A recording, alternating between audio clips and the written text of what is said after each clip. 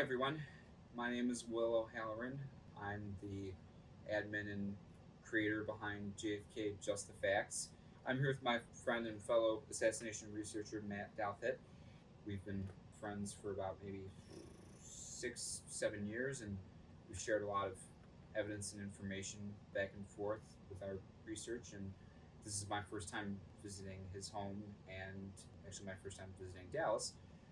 So we've got a lot to talk about and a lot to look at, specifically the medical evidence in the assassination, President Kennedy's wounds, the autopsy photographs and X-rays, the consistencies and inconsistencies with them, and just discuss the general basics of the medical evidence first, and then we'll go into detail and have a discussion and somewhat of a debate, since we disagree on a couple of things, but generally we have the same consensus. So let's get started. 12:30 p.m. President Kennedy is shot in Dealey Plaza in Dallas, Texas, while riding in an open limousine. He's taken to Parkland Hospital, and the doctors see what, Willie? They see two gunshot wounds on his body, the first being in front of his neck, about here. They're just below the Adam's apple. The majority of them testified that it was an entrance wound because it was small, neat, and round, somewhere between the size of a finger and nickel. And because it was so small, they thought it was caused by a frontal shot, which, of course, would indicate a conspiracy and more than one assassin. Because the official story is that all shots came from behind. And then the second wound that they observed, the most important and fatal one, was a large, gaping exit wound with missing scalp, bone, and brain in the right side of the back of Kennedy's head, about right where I'm showing with my hand. We need a skull model.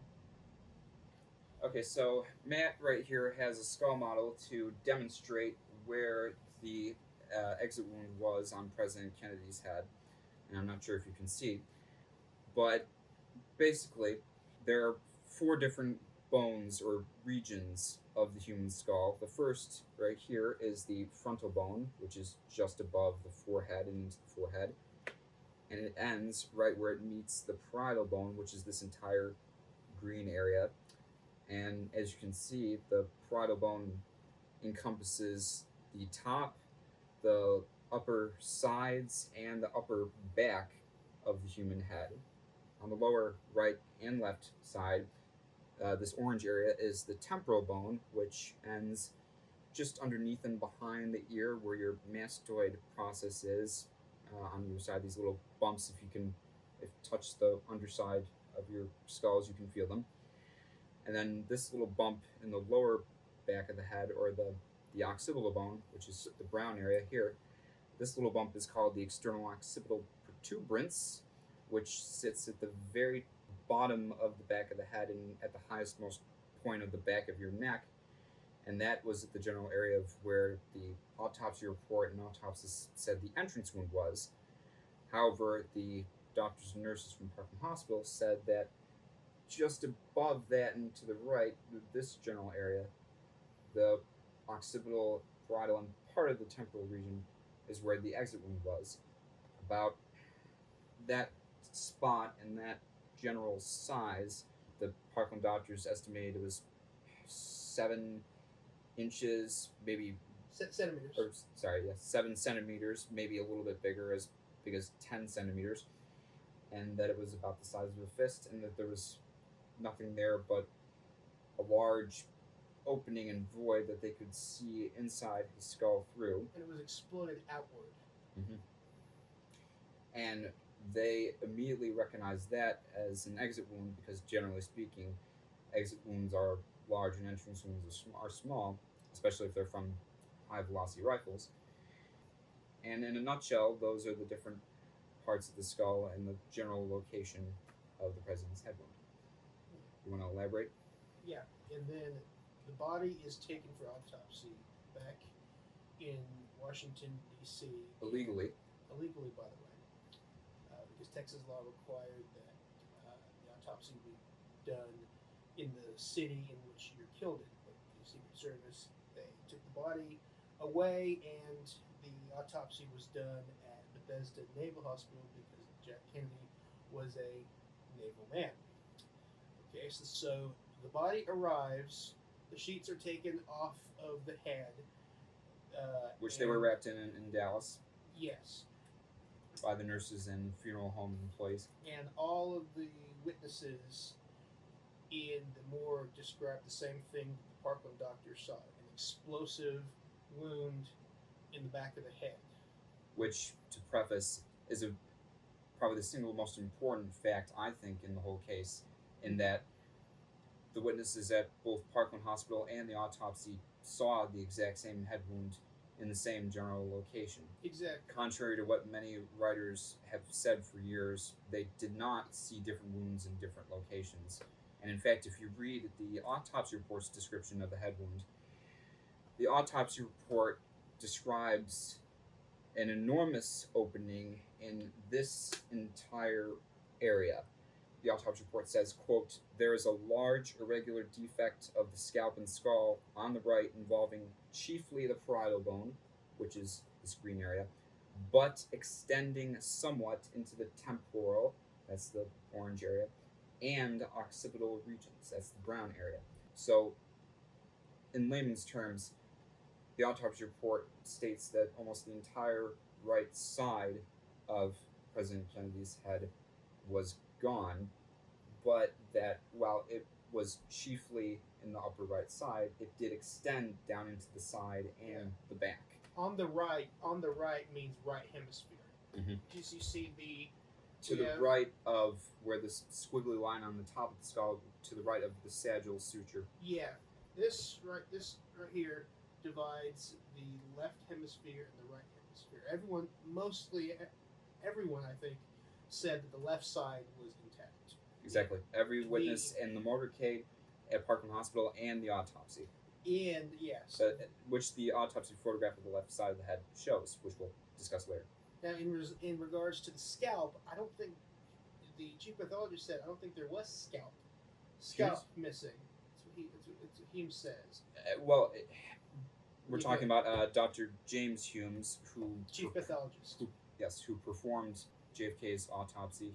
He was a Navy commander at the time and was in fact not a qualified or certified forensic pathologist, as he admitted to the Warren Commission, meaning he was not certified to perform autopsies on gunshot wound victims, though he did in prior years. Two gunshot wounds he did in the past. Yes, that's it. According to hey, we have the autopsy of the century. We have to determine trajectory, angle. Let's get a guy who's only done two of them. Mm-hmm. Come on. And all of the top forensic pathologists were a 50-mile radius. Not one of them was called. Not one of them was notified about the autopsy or asked to be involved, yes. To elaborate on Matt's question about whether the autopsist, Dr. Humes, said that there was missing scalp in this area where he described the head wound, in the autopsy report he says that there was, quote, "an actual absence of scalp and bone right in this area, measuring producing a defect which measures approximately 13 centimeters in greatest diameter." Which would be 5 inches. 5 inches, yes. And some of the Parkland doctors did in fact say it was that big. Though, yes. Well, on average they said it was no more than 2 to 3 inches, but there's obviously more debate about that, which we'll cover later. So, yes, believe it or not, both the autopsists and dozens of other witnesses said that both scalp and bone were gone in this general area, though in later years Dr. Humes flip-flopped on that issue. But originally in the autopsy report, in his second handwritten draft and the final typed draft, he did say that both scalp and bone were missing. I just wanted to mention that. And speaking of actual bone that was missing, there was a pretty large triangular fragment, which has been called the Delta fragment. And it measures 9.3 centimeters by 6.2 centimeters. That was found on the floor of the limousine in which President Kennedy was riding in. And there was also a fragment that was found by Deputy Seymour Weitzman. Yes. Called the Burroughs fragment, right? Yes. The Burroughs fragment. That was found, and there was another fragment that was not found until the next morning by a medical student named Billy Harper. Billy Harper. The infamous Harper fragment, which you've probably seen pictures and of. This is a... Which I, in fact, have pictures Yeah, of get here. the picture of that. And the Harper fragment is measures 7 centimeters by 5.5 centimeters. And the doctor said... 2 to 3 inches, which he took it to his uncle at Methodist Hospital, and the doctors there said it came from the occiput, right here.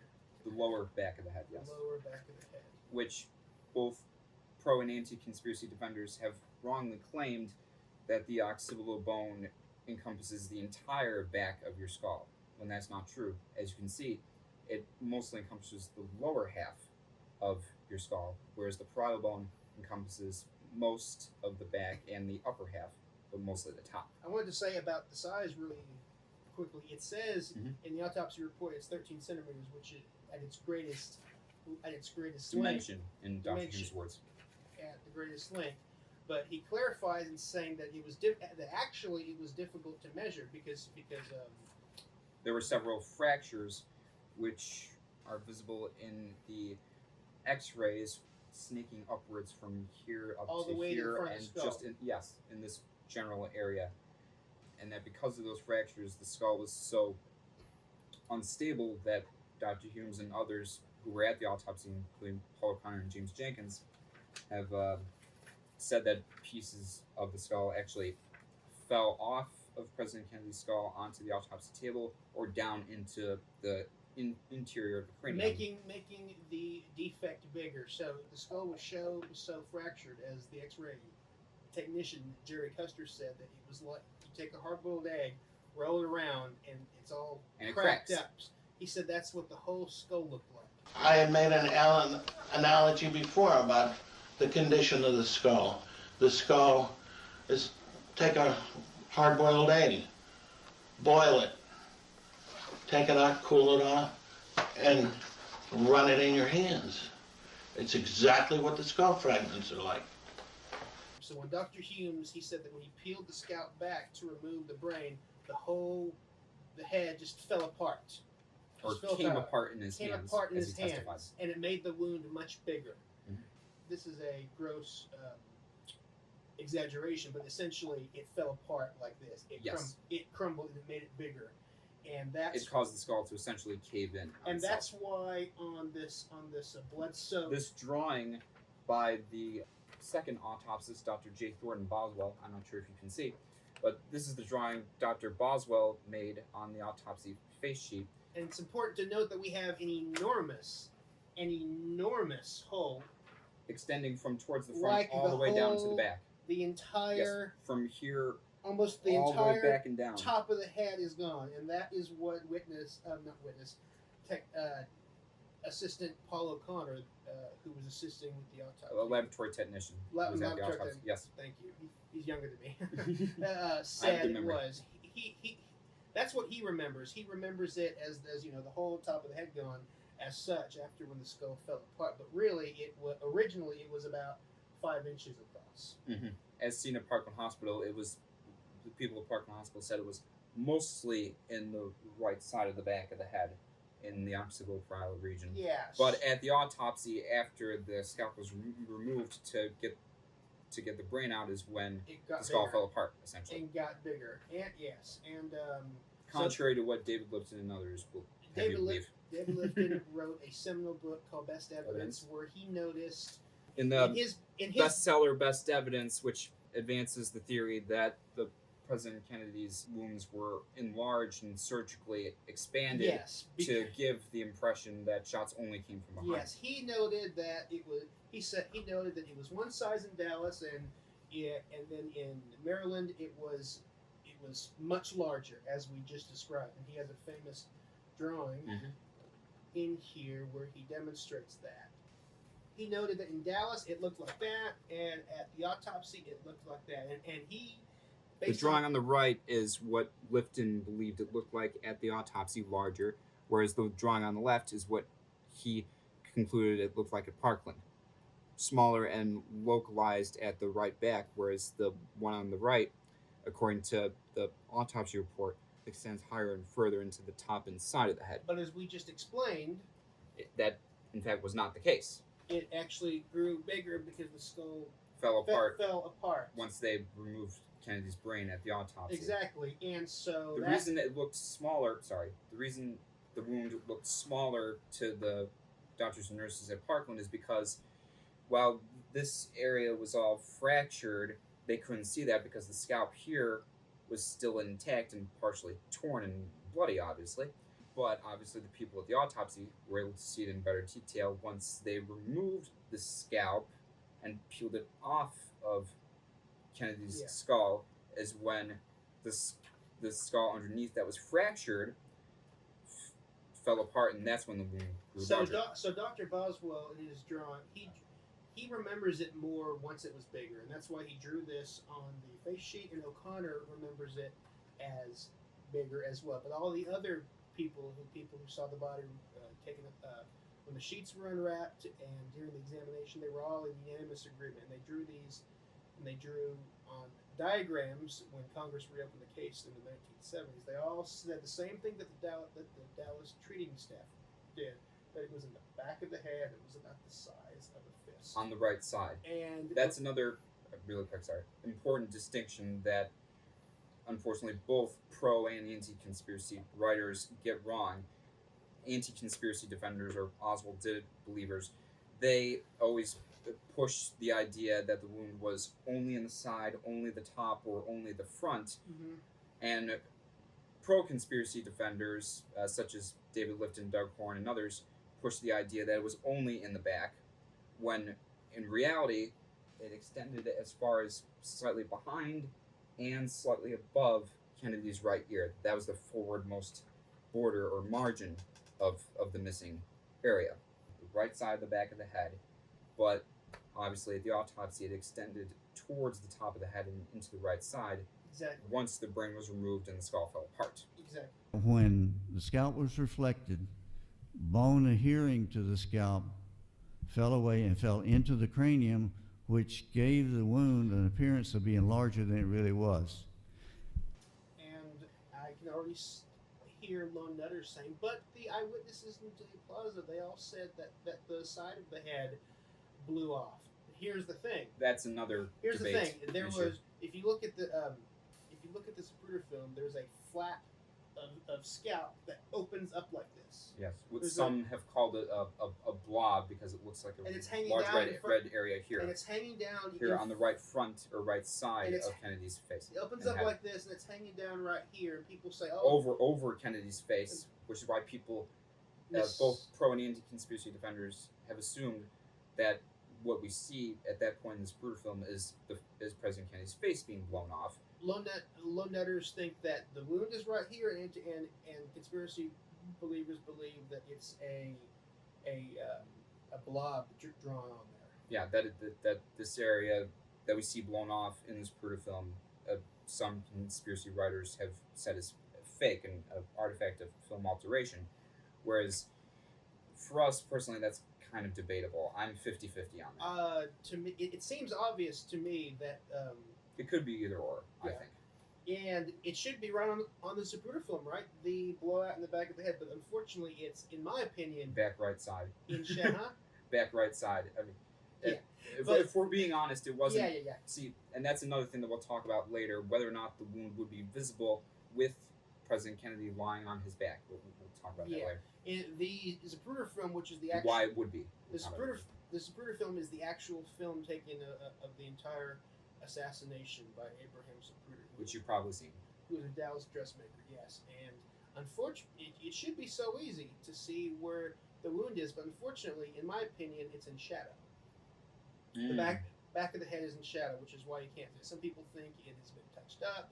Some people, there are wide-ranging theories on why we didn't see it. Some, such as Robert Groden, believe that it is visible for a couple of frames, specifically frames 335 and 337 of this Zapruder film. And in 370... 374, that's what Fetzer believes. Frame 374, and we can put a graphic here later, is what is the only clear photo, along with the other two frames that you just mentioned, that does show the back of the head blown out.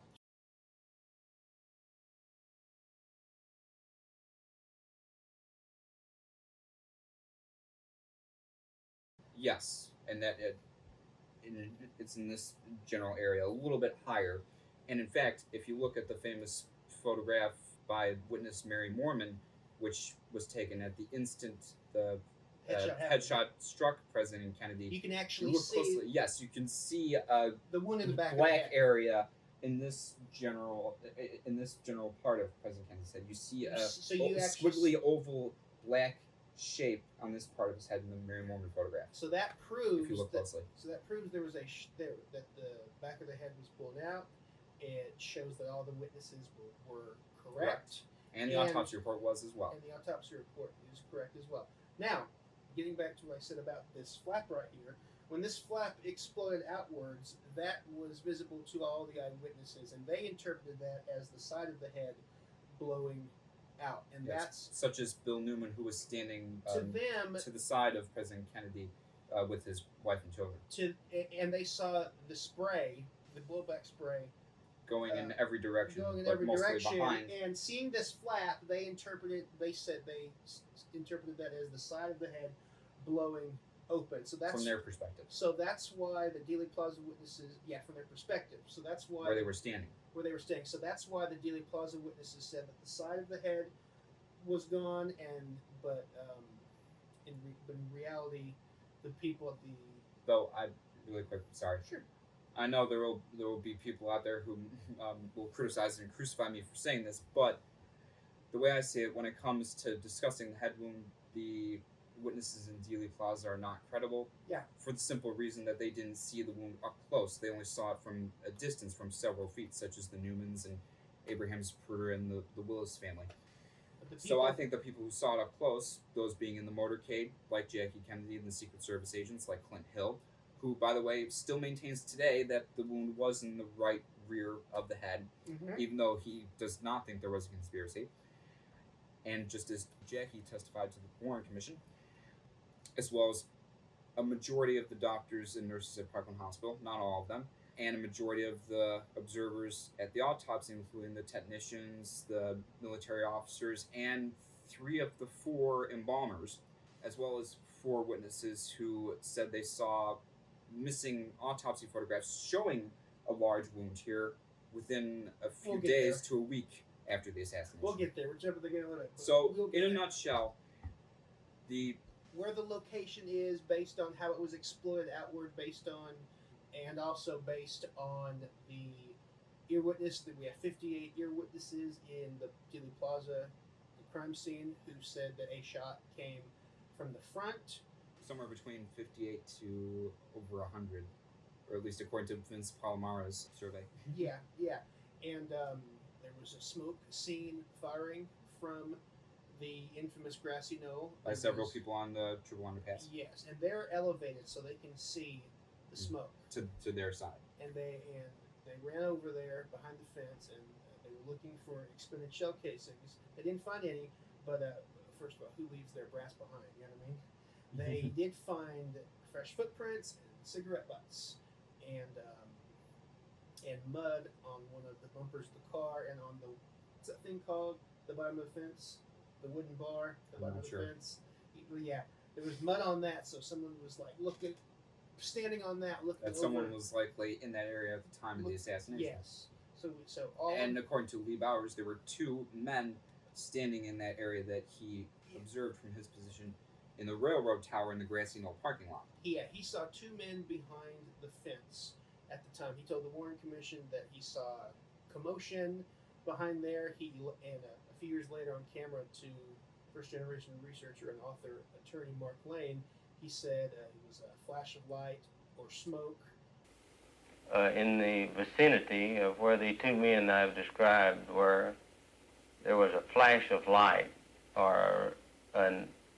there was something which occurred which caught my eye in this immediate area on the embankment. And what this was, I could not state at that time, and at this time I could not identify it, other than there was some unusual occurrence, a flash of light or smoke or something which caused me to feel like something out of the ordinary had occurred there.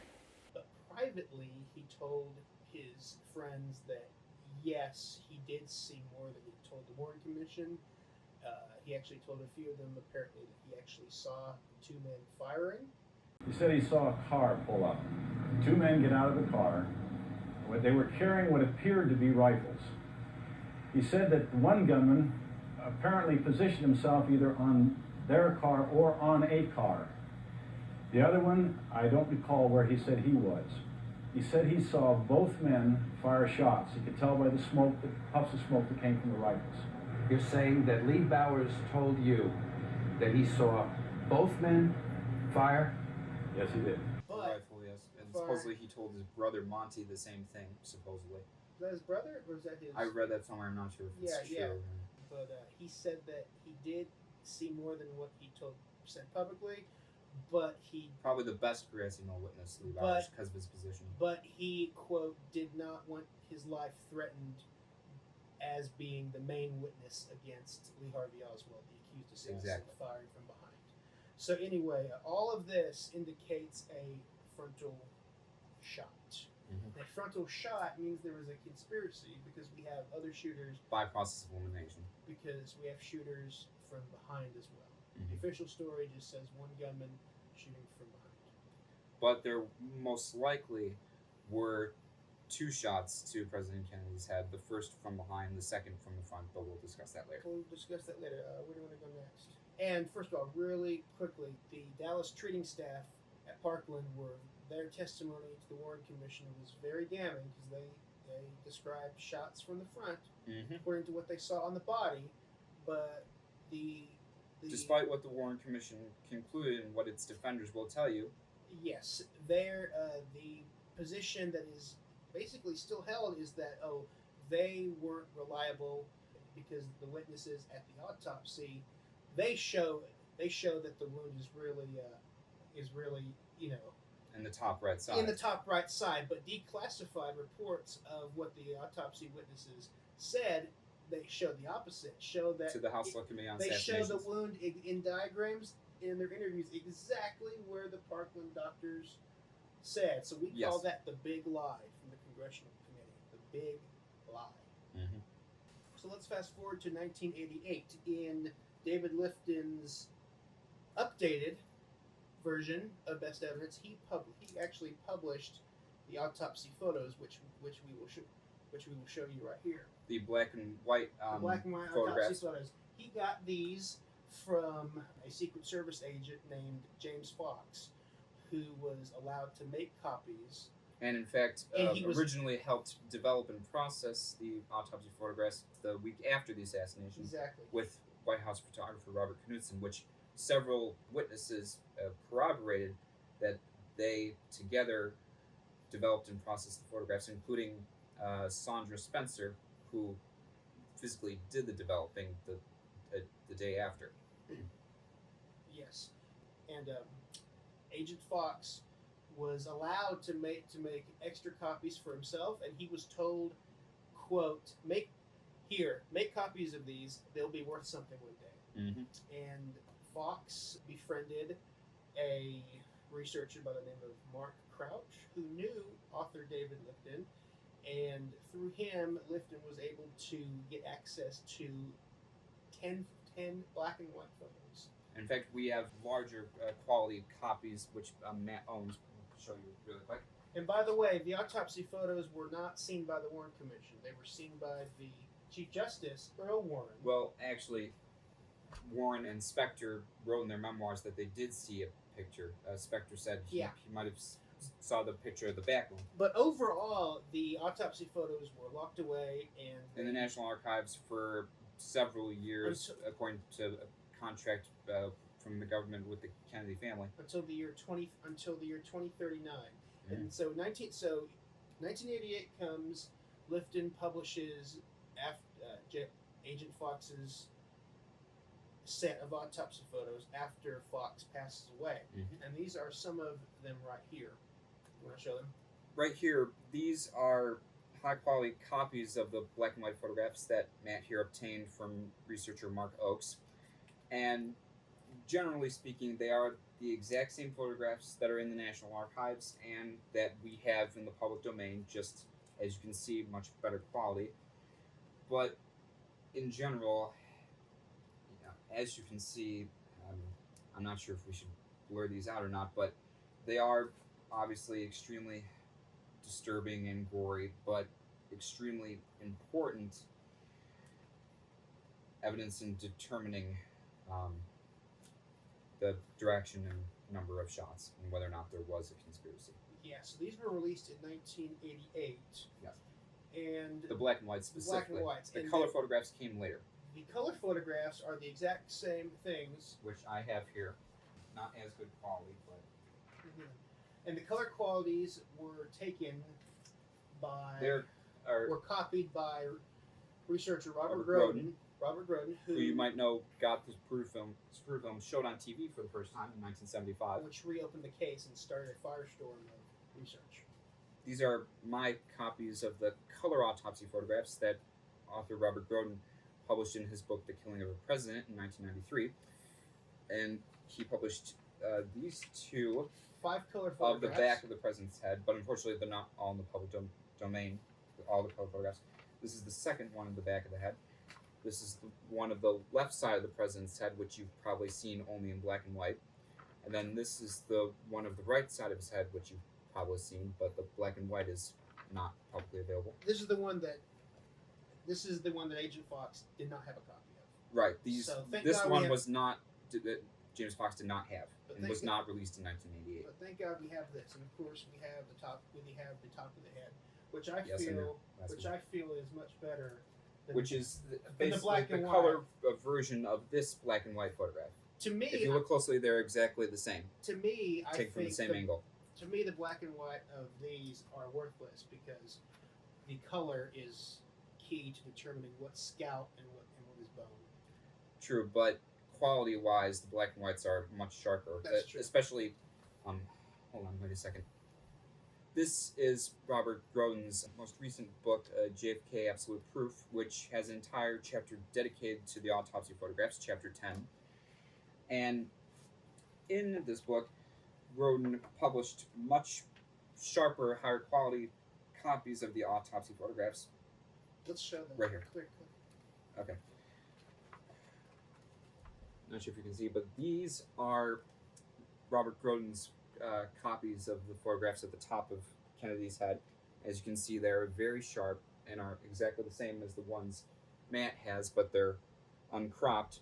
You can see much more of the background of the autopsy table and the sheet that's wrapped around Kennedy's head, but in general, they're the same.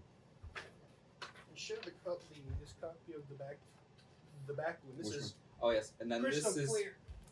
This is You want to even get the this okay. is even clearer than what came from Agent Fox. Yeah. So This is the black and white photograph of the wound in Kennedy's back, which you've probably seen online, and it's not as sharp, and it's actually cropped, whereas that's the other thing. Groden's copy in JFK Absolute Proof is not only extremely sharp and clear, but uncropped, so much so that you can actually see the top of the back of Kennedy's head, and it appears to be light, whereas the lower half is dark, where I personally think that's a result of photographic alteration, but also could be this upper area could be the actual wound that everybody saw. Yes, and it's also And you also Come on. have the see the back wound much clearer. where's the right here, and in this uncropped version, It's a close-up enlargement. you do see some of the wound in the back of the head. Yes. It's right there. Or at least what appears to be. And then also on the next page, we have frame 374 of this Zapruder film right here, which some believe this white area behind Kennedy's ear is the head wound. Yeah, so we do see it in some films. Here, what's that? And by the way, I can't believe we didn't mention that he also was shot in the back. This is what the Dallas treating staff What the missed. Parkland doctors and nurses did not see was this wound because they didn't have time to turn JFK over. About 2 hours into the autopsy, one of the FBI agents observing the autopsy and making a report, the body is turned over, and Agent Seibert what is his FBI name? agent Jim Cyber. He who said, "Hey, witnessed the look, autopsy. there's a back wound right here," and they stuck a probe in this wound, a trajectory probe. They probed it with their fingers, and it went nowhere. It did not penetrate into The chest. the chest. And James Jenkins and Paul O'Connor, who were students assisting in the autopsy, they both said that not only when the autopsy doctors probed this wound, not only did it not go anywhere and it stopped, but during the autopsy, after they had opened up Kennedy's chest and they looked inside, they saw a bruise on the top of his right lung where the bullet had stopped, and there was no tear and there was no bullet found anywhere in the body, Exactly. which effectively destroys the magic bullet theory. Now, tell them what the magic bullet theory is, or do you want me to? I'll tell them. Now, for those of you who don't know, what I mean by the magic bullet theory is that officially, according to the Warren Commission, of the 3 shots that Lee Harvey Oswald supposedly fired, the first or the second wounded both President Kennedy and Governor Connolly, who was sitting in front of him. And that theory maintains that one bullet entered Kennedy's back or back of his neck, exited the front, went on to wound Governor Connolly, striking him in the right armpit area, exiting his chest just below his right nipple, going down and passing through his right wrist, then making a turn and lodging itself into his left thigh, which originally both the FBI and the Warren Commission said none of the shots missed, but after an eyewitness to the assassination named James Tigg came forward saying that he was injured by a shot that missed and hit the curb where he was standing, the Warren Commission was forced to create the magic bullet theory to accommodate his injury, but they still couldn't say that there was more than 3 shots because supposedly 3 bullet casings were found, and more than 3 shots in general would mean one other assassin, and therefore conspiracy. The reason why they had to invent the magic or single bullet theory is because the film of the assassination, the Zapruder film, shows that President Kennedy is hit in the back just before he goes behind a sign which obstructs the car for a few seconds. And You see him bring his arms up like this in response. in response, yes. No, that's in just a second, but he is hit, his arm is thrown downward, and his head turns like this. Or just before he goes behind the sign. Just before he goes behind. When he comes out from behind the sign, he does this. And when they come from behind the sign, again, Kennedy is already hit, but Governor Connolly is not hit. Right as they emerge from behind the sign is when Governor Connolly is hit. After he turns, which he always maintained. Yes. In every interview and testimony he gave. Yes, and you see his coat bulge out like this. At frame 224. At frame 224, and that's the bullet that's going through his body. chest. So, But not his wrist. Yeah, we'll get to that. So, we know when the president was hit, and we also know that the president was also hit, not only because he reacts at that time, but also because an eyewitness by the name of Phil Willis, he clicked his camera as a result of the first shot startling him. So we have a pinpoint on when the first shot was, and it matches exactly with when Kennedy was shot in the back, is visibly shot in the back, and he makes these reactions before Connolly is hit. Then Connolly is hit at frame 224 as we see. So what's the problem? The problem is that we have about 1.6 seconds in between Kennedy's hit in the back and Connolly is hit in his back. In 1.6 seconds, that's a big problem because the rifle that was found, Lee Harvey Oswald's rifle, you can't work the bolt. Ledge rifle. Ledge rifle. You cannot work the bolt. It's a bolt-action rifle. You can't work the bolt that fast. In order to reload and put another bullet in the chamber, yes. So that's the timing problem. And so that is also why they needed to say that one bullet hit both men. Mm-hmm. But if you watch the Zapruder film, if you've seen it, obviously there is an interval between Kennedy and Connolly's reactions. Yes. Which is exactly what every single bystander witness to the assassination said. They said that the first shot sounded like a firecracker, and then there was a pause of probably 1 to 2 seconds, and then the second and third happened at almost the same time.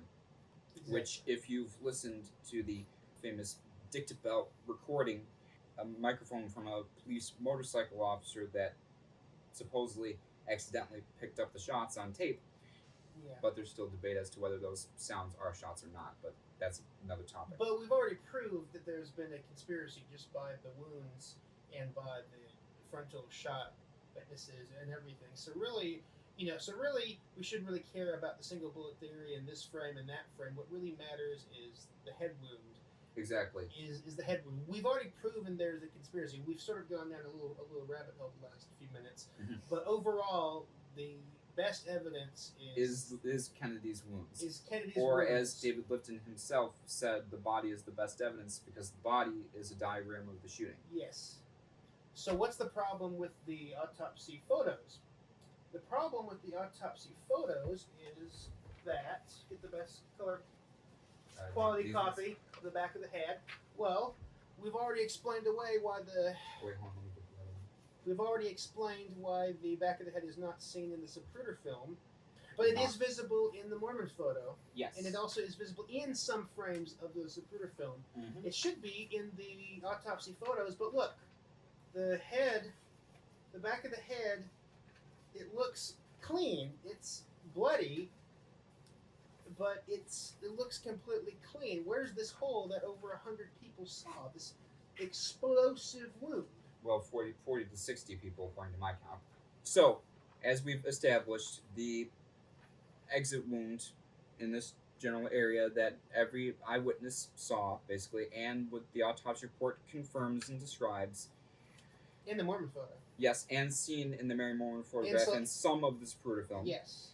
That is what I consider to be the single most important fact and key to the entire assassination, because hypothetically, if there was a large blasted out area here on President Kennedy's head, that would be the result of a shot from the front, because exit wounds are usually large and entrance wounds are small. Now, to branch off of that, the second most important reason why the head wound was so crucial is because it is not visible in the autopsy photographs of President Kennedy's head. These are the colors, and then this, of course, is the black and white photograph of the back of the head. So this is the controversy. Where is this hole that Everybody saw. Everybody saw. And the autopsy report describes as extending into this area from up here down into here. This has led conspiracy writers to say that this photograph has been monkeyed up. It's been Altered or composited in some way. phonied to hide the defect, because the defect which Would implies prove a second assassin. a second assassin. So, and this is the government's best evidence. There have been several forensic pathologists who have looked at these photos, and they say that based on this, and no hole in the back of the head, that the Dallas doctors, that all the witnesses are wrong, and that based on this photograph, that there couldn't have been a frontal shot, but that couldn't be any farther from the truth. Exactly. Essentially, the reason why government investigators and anti-conspiracy writers such as Gerald Posner, Vince Bugliosi, Fred Litwin, and so forth, the reason they believe that these photographs are authentic is because, to the layman, from a general observer's perspective, they appear to show the back of President Kennedy's head intact, when, as we've established, based on the witnesses and the autopsy report, that's not the case. In the photos, in the Mormon photograph, And the Mormon photograph and the Zapruder film also show the exact opposite of what these photographs show. Now, let me just for those of you who've watched my channel, you'll know that I obtained the original tape recordings of the Parkland doctors' and nurses' reactions to this photograph, or rather, a drawing that was made by a medical illustrator, made directly from this photograph, that I brought those recordings to the public, which they've never been publicly available for an overwhelming majority of the doctors and nurses on those tapes rejected and disagreed with this photograph, or rather, They were shown this drawing that is an exact tracing of this picture of autopsy photograph 42. This is when Congress reopened the case. They did not publish these. What they did was Didn't publish the actual photographs. Only drawings like these. What they published were exact tracings. So for 10 years before we had the autopsy photos, this is all we had. And this tracing was shown, as Will said, by the Boston Globe and author Harrison Livingstone to the doctors and nurses in 1979 and 1981. And an overwhelming majority of them said that they did not believe that this tracing, which again is made directly from this photograph, not the other because it's a slightly different angle and the head is moved and the ruler's moved slightly, but obviously if you look at the two, they're exactly the same. The only difference is that the artist, Ida Dox, has omitted the background and made the alleged entry wound here, which we'll talk about later, more pronounced than it is in the actual photograph. And so when those doctors and nurses were shown this tracing, they said things like, no, that's not what I saw, or that's not the way I remember it. So now did people from the autopsy years later. So now we have a very big problem. We have people we have the Dallas medical treatment staff say, no, that's not what we saw. And then in 1988, on the 25th anniversary of the Kennedy assassination, there was a KRON, based out in San Francisco, KRON TV did a special where they showed the autopsy witnesses for the first time the copies of the actual photographs. Photograph, and they said the exact same thing that the Dallas doctors and nurses said. They said, no, that's not what I saw. So now we have that there was a large opening in this general area. The back of the head looked like that? What did the back of the head look like? It had a big hole in it. This whole area was gone. Does that look like what you saw? No, it doesn't look like what I saw. This would be a lesser of a wound than what I saw. I saw a lot worse wound that extended way back into this area here. Was the president's hair and scalp like that? No. What was it like? This part of the head was gone. There was no scalp there. So now we have the witnesses from both Dallas and Bethesda saying the same thing, that this is not what we saw. So this is a very big problem. Now, one explanation could be, that has been offered, is that, you'll notice actually here, which when 4 of the Parkland doctors went to see the original photographs in the National Archives, they speculate what Matt's about to tell you here. They said, when they saw the photographs, they said, yeah, that's what we saw, but... This one specifically, 42. They said, yes, that's what... They had denounced it to the Boston Globe and to Harry Livingstone. These originally, when they were shown this drawing based on and it. Then on Nova in 1988, they said, well, since we're being shown that these are the originals and that there's no defect in the back of the head, maybe you see that there's a hand in the photographs that seems to be pulling a loose flap of scalp. Supposedly, autopsist Dr. Boswell's hand. Pulling the scalp forward, thus... Up over the exit wound. Covering the exit wound, and supposedly that, and they said, if that is the case, if that's what they're doing, then the photos would be accurate. The pathologist has taken this loose piece of scalp, which is hanging back this way in most of the pictures, exposing this large wound, and has pulled the scalp forward to take a picture. Naturally, the scalp appears to be in its normal state. I find no discrepancy between the wounds as they're shown very vividly in these photographs and what I remember very vividly. I would have to say, honestly, in looking at these photos, they're pretty much as I remember President Kennedy at the time. I don't see evidence of any alteration of his wound in these pictures from what I saw in the emergency room. And nothing that I've seen would make me think it'd been changed from what happened at that day. Despite seeing this tracing, again, made of that exact same photograph several years earlier in 1979 and 1981, and in those original instances, when they were shown this for the first time, which again I have the tapes of. They said, no, that's not what we saw. Exactly. Including Dr. Marion Jenkins, who was, as you might know, strongly anti-conspiracy. We'll get there. But Yeah. on Nova, they just generally they said under the circumstances Matt explained. Under the circumstances, well, if these are the original photographs that are in front of us, a possible explanation why the defect is not visible is this hand could be pulling up a loose flap of skin or scalp, covering up the whole defect. That was torn loose. Showing showing how the head originally looked. A picture was taken, and this would be that picture.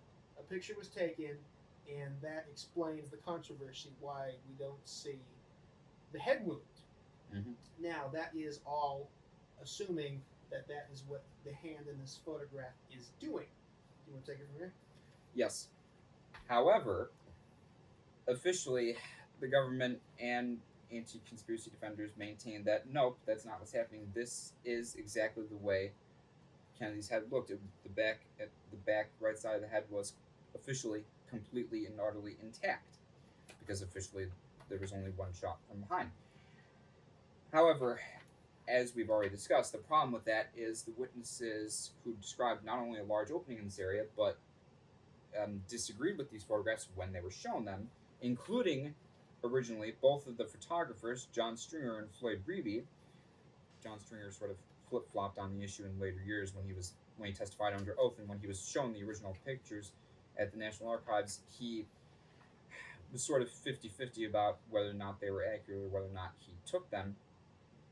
So, in general, that is the big controversy with these photographs and with the witnesses. And, however, I'm going to disagree with Matt here because he agrees with what the doctor speculated, that the hand here is pulling the scalpel over the exit wound. Well, I personally believe that no, this is indeed a fake and altered photograph, as many have speculated. Now, the reason I believe that is not only the witnesses and what they saw and what the autopsy report describes there being an absence of scalp and bone in this area, extending from here down into the side and into the back. The fact that the autopsy report and witnesses said that there was absolutely no hair or scalp, but also what the morticians, most importantly Tom Robinson, said, that even after they had finished embalming and fixing President Kennedy's head, there was an area back here that they couldn't hide, which actually the autopsist, Dr. Hume specifically, also said that there was an area with missing bone that they couldn't hide because they didn't have enough bone fragments to replace. Because the Harper fragment is still in the grass. Yes, and in fact, Dr. Humes told the House Select Committee on Assassinations that he wasn't aware of the Harper fragment and didn't even know that it existed until the late 70s. As you may remember earlier, we talked about how there were several fragments of President Kennedy's skull blown off and or missing.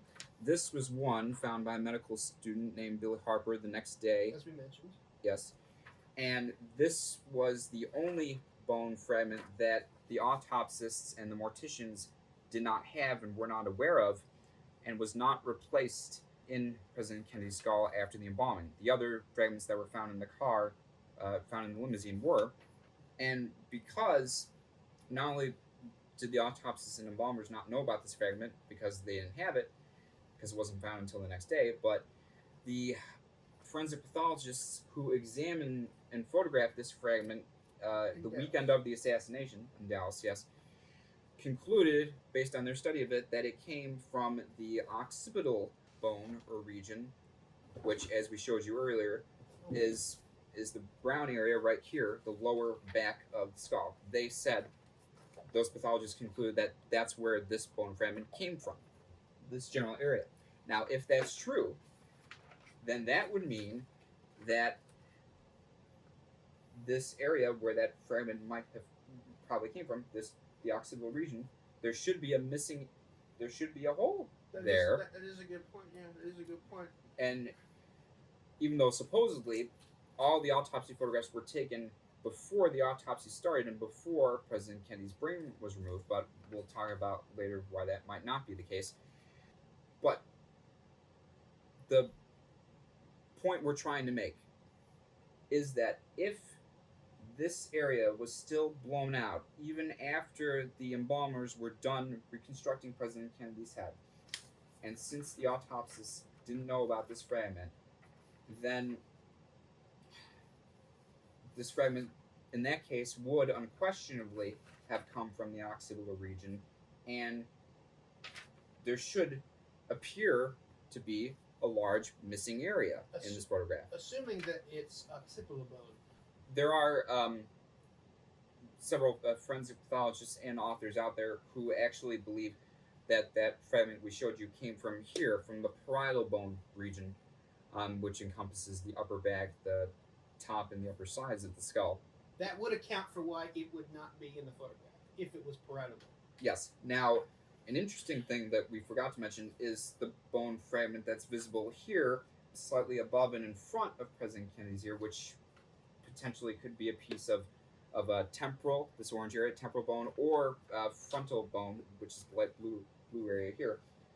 But the problem with that is that not only did no witness at the autopsy or Parkland Hospital see a bone fragment sticking out in that area right here, but if we look at these autopsy photographs showing President Kennedy's face, not only do we not see that flap, but his face is completely intact, as every witness said, as the autopsy report describes, and even Mrs. Kennedy testified. Yes. That his face in general is intact, and you do not see a bone fragment in that area. This fragment here, in the photograph at the right side of the head, is not only in the wrong position, but it's not as wide or thick to be this fragment. We're looking at two different fragments, essentially. Either the head has been moved and the fragment's been moved out of the way, or these pictures were taken at different times. Although officially they were all taken at the same time. But this right here is obviously this right here. That I don't think so, because look how wide it is. It's above. Well, that's above wide the it is, ear. and here it's above his right ear, but here it's in front of the right ear. The ear's right here it looks like temporal, and here it could be parietal. It looks like it's this big. Here, that's that right there. That is that right there. That's another thing I don't agree with Matt on.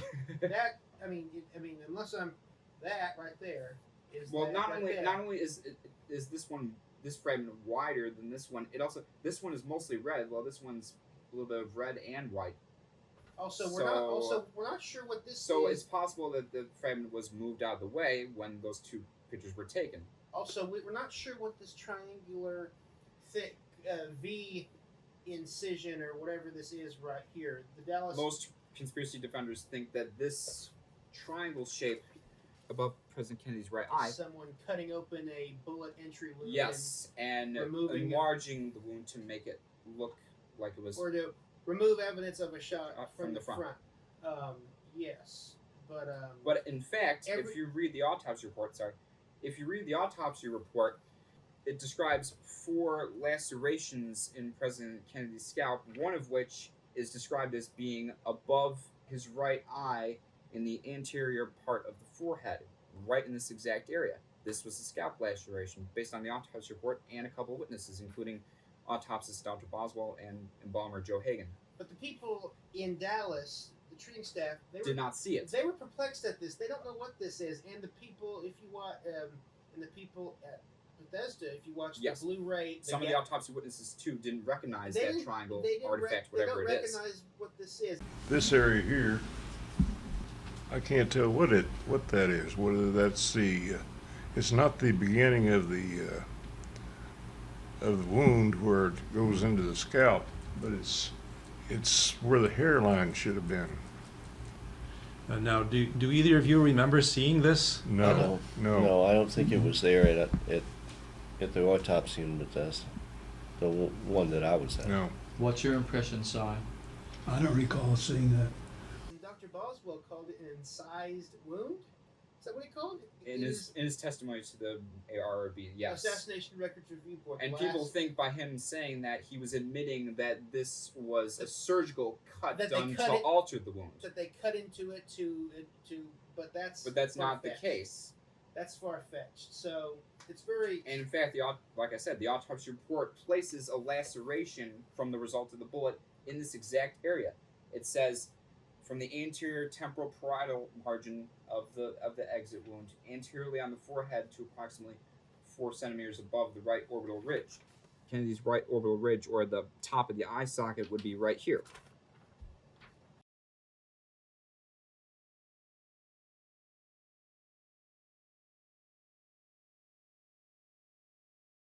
Here's another, and unfortunately, you can't see the back of the head because it's being covered by a metal headrest that also nobody at the autopsy remembers. That's something else. No one else remembers that either. Now, another contradiction is that we Do you want have. to get the left profile photograph? No, I don't. Right here? Oh. I don't need. Okay. Go Okay. ahead. This is the color photograph of the left side of President Kennedy's head, and if you look right there, you see a curved-shaped metal object that officially is what his head was being supported on at the autopsy. However, no witness who was at the autopsy remembers it being used. I don't remember it. There is a support that comes from the top of the table, attached to the table, that comes up and supports the head area. Was that ever used in your? In the autopsies that I worked with at Bethesda, no, we never used it. As Paul says, we had a chock. It was a block that was approximately 6 inches long, that had 4 prongs, and it could be turned to different sizes to raise or lower the head. And it was more or less matched directly behind the neck, as opposed to being back into this area of the cranium. They asked me about the Assassination Records Review Board about this headrest, if I recall that. I said no, that I didn't. Now, it may have been there that night, but that's something that I didn't recall. They remember. Instead, they remember. They remember the head being placed on a wooden or rubber block, which is present in some of the photos right there. I think simply it was there. And when autopsy witness James Jenkins was shown this photograph, he said that there it is. Yes, this is the block that we used at all the autopsies to support the decedent's head. This rest right here. This is the type of block that we used in the morgue, and not the headrest type that was previously shown. It's a multiple prong type thing, and you can turn it over and adjust it to the size of the neck, and it would go underneath the neck itself. I think simply it was there at the beginning, and then they removed it and put the chalk block there. Mm-hmm. I think that's a simple explanation. Exactly. Either that, or the photographs were taken at different times, contrary to what the official narrative is. Officially, all the photographs were taken before the autopsy and before the president's brain was removed, or what was left of it, at least. And another problem is that we have wooden structures in the autopsy morgue, which in the background on the floor there, which is written right here by Paul O'Connor, who was one of the lab technicians at the autopsy. He wrote these notes on saying these photographs. that we didn't have these wooden structures. No. This doesn't look like the morgue either. That's true. It does not look like the morgue. We didn't have anything wooden in there. Does not look like the morgue. This item right here seems to be a shower stand or a crate or something of that nature, and there was nothing like that in our morgue. And also, they said there was no towel under his head with a blue stripe, and that's blue in the other. And Floyd Reeby, one of the autopsy photographers, didn't remember that either. And Floyd Reeby also said that the floor was wrong. It was that the floor of the autopsy room is wrong in here. He says that it's wrong. Just noticed that. What? Floor. No. No. Does not look like the morgue. What did the floor look like in the at Bethesda? Well, it was similar in design, but it was white. Yeah, and plus there were no little tile squares, or yeah, there were small is that tile a tile squares. floor? This appears to be a tile type floor, be tile or linoleum, but the one at Bethesda was stone tile. So we have additional problems with that. That has speculated that well, were these pictures taken somewhere else? But really, there's no... Or there are some really disturbed writers out there who believe that this isn't even President Kennedy at all, that's the body of someone else. Here's one thing that a lot of researchers keep bringing up. Well, was there another body in there that was supposed to be autopsy? Baloney! No! Why would they put another body in there? This is the President of the United States. Security was so tight. But we have a tight chain of custody on the body from the airplane. Exactly.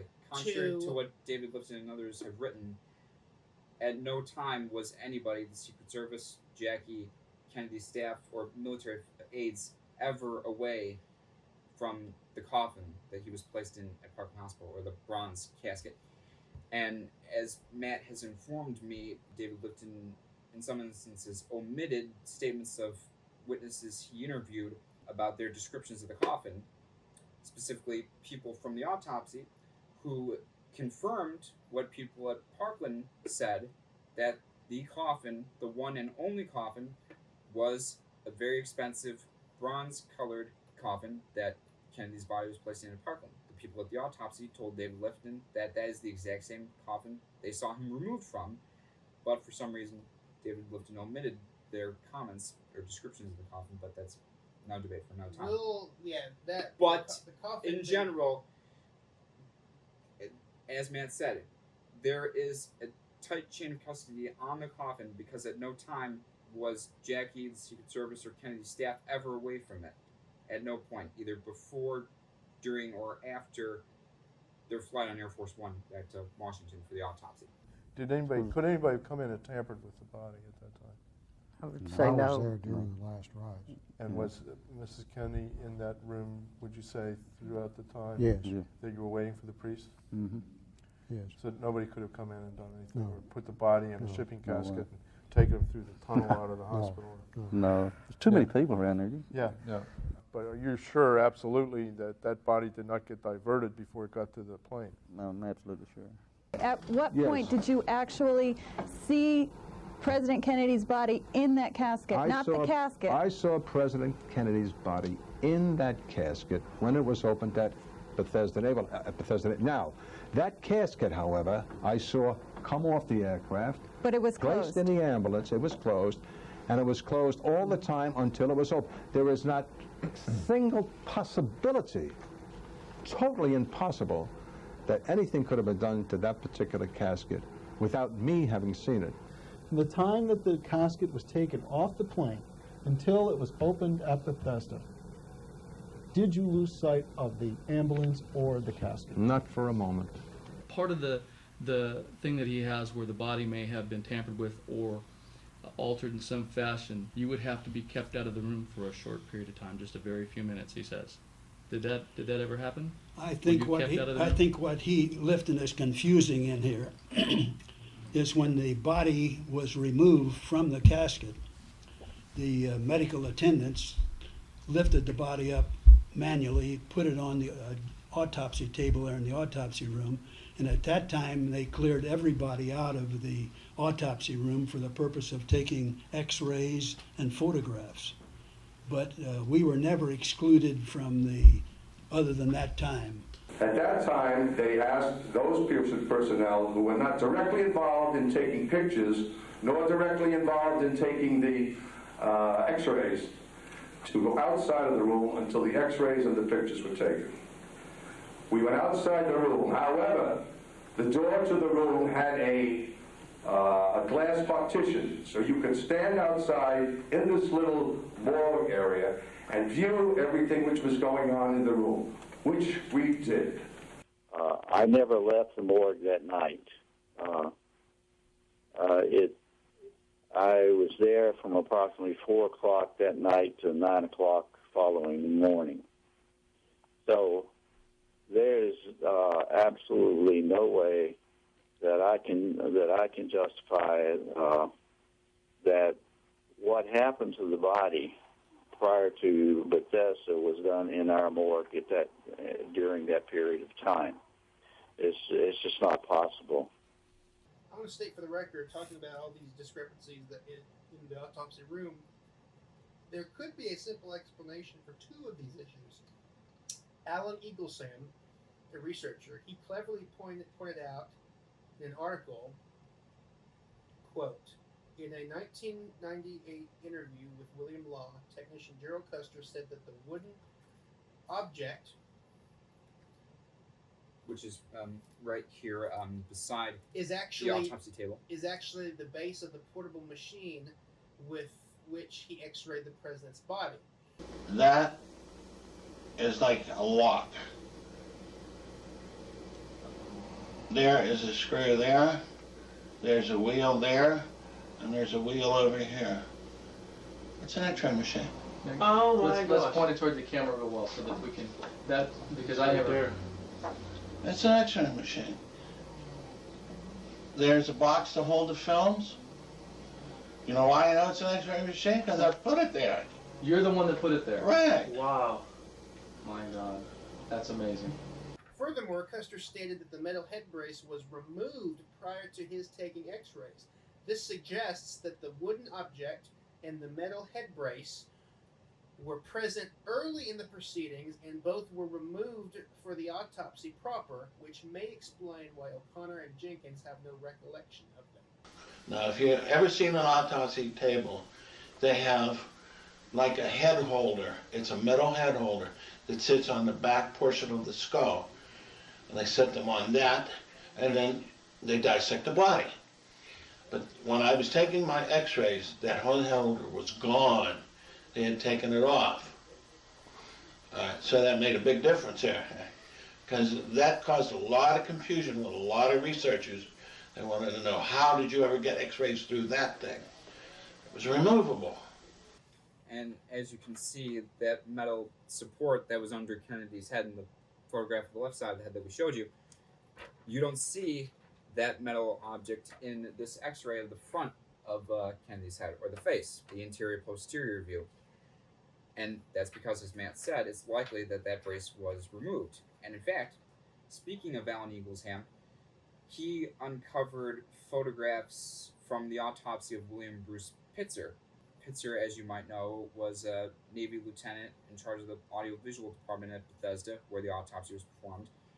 And in the background of the photographs of Pitzer's autopsy, you see...